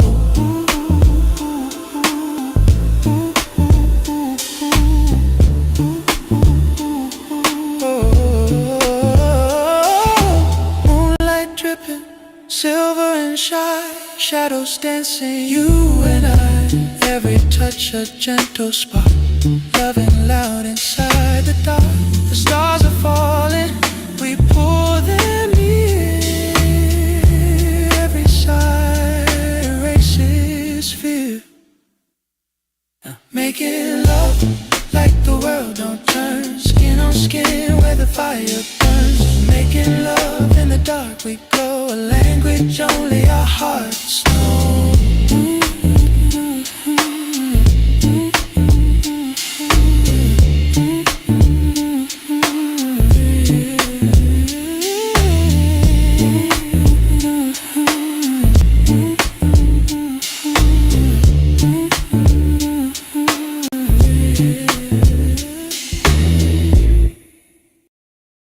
Oh, dude. That's Mr. Let's go on the track.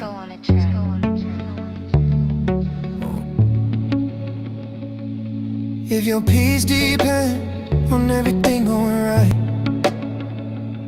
one small crack in the plan and you're shaking all night. White knuckles on the steering wheel, trying to bend the road. Calling that comfort when it's really control. I'm learning to be steady in uncertainty. Heart still humming while the storm rolls over me. If it bends, let it bend at the old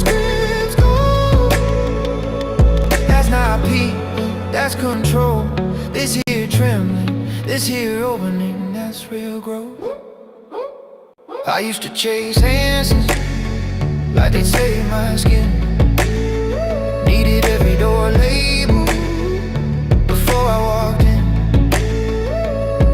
Now I breathe in a question, let them echo and flow. I don't need every outcome to trust where I'm gonna go. I learned to be steady in uncertainty. Heart still humming while the storm rolls over me. If it bends, let it bend, let the old scripts go. That's not peace, that's control. This here trembling, this here opening, that's real. Hands open, I clench low, vocal grip, lose grip on what I think I know. I break a little, wake a little, every time I let it flow. Call it fragile, call it brave, either way I won't let go of the shaky, sacred space where the fear turns into growth. I'm learning to live steady in uncertainty. Heart still humming while the storm rolls over me. If it bends, let it bend, let the old scripts go. That's not peace, that's control. This here trembling, this here opening, that's real growth.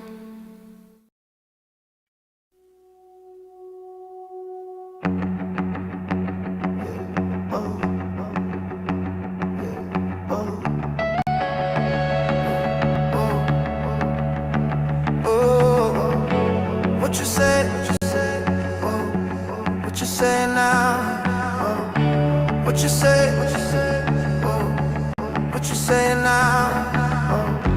What you say? What you say now? What you say now?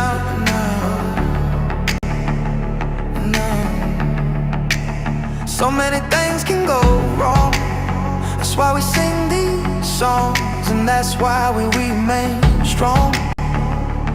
I got a second chance, now I'm back here at it again.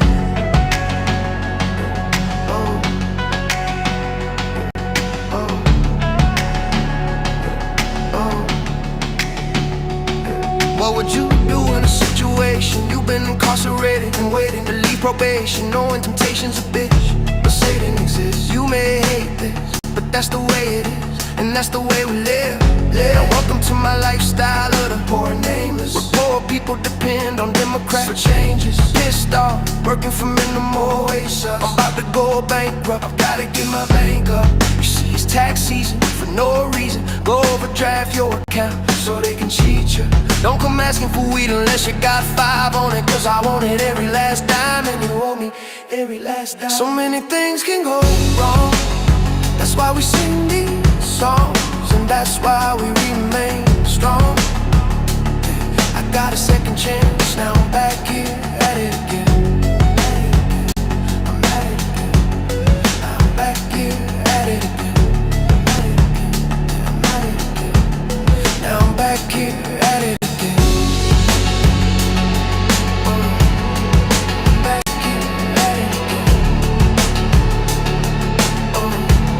Now I'm back here at it again. Regardless of the strain, I gotta maintain, attack the rap game and try to make a change. But in the transition, the lesson ended up missing. Maybe the doty in the blunt that I'm constantly twisting. I gotta take this time out so I can reflect back over my life and try to see what's coming next. It seems this world is so lost, this world is so cold. Everywhere you go, the devil's got a stronghold. Stay focused on your goals, can't let it get to you. You gotta remember the bullshit you've been through. It's all a part of you, was better than the truth. Whatever you do, watch the evil that men do. The ups and downs, smiles and frowns, the rights and wrongs, and all the broken homes. The dead and gone, did they make it home? Never forgotten, but life goes on, you did. And that's why we remain strong. I got a second chance, now I'm back here at it again. I'm at it again. I'm back here at it again. Back here at it again. I'm at it again. Now I'm back here at it again.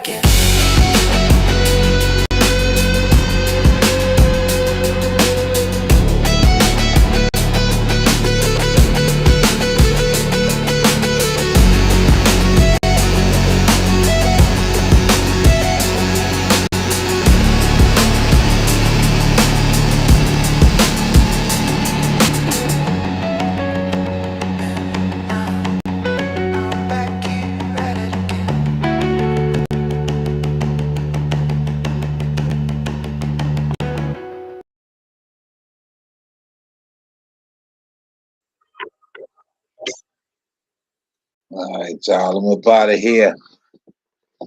That's gonna conclude my broadcast for tonight. I'm tired. Salute all in that slid through. Nanya, Capagadis, T-Dub, T Cortez, Big Dog Philly. Who else came in here? A few days say nothing. How you pronounce this? Kemp?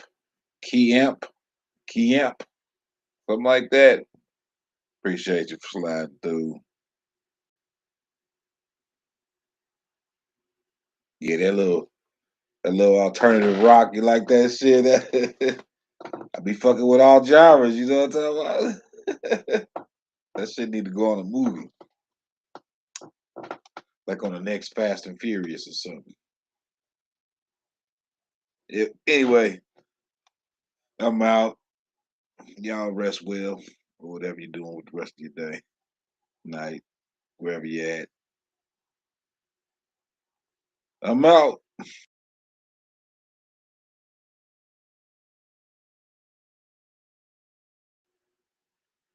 All right, Kevin. Peace. Yeah, for sure, for sure. All right, I'm gone.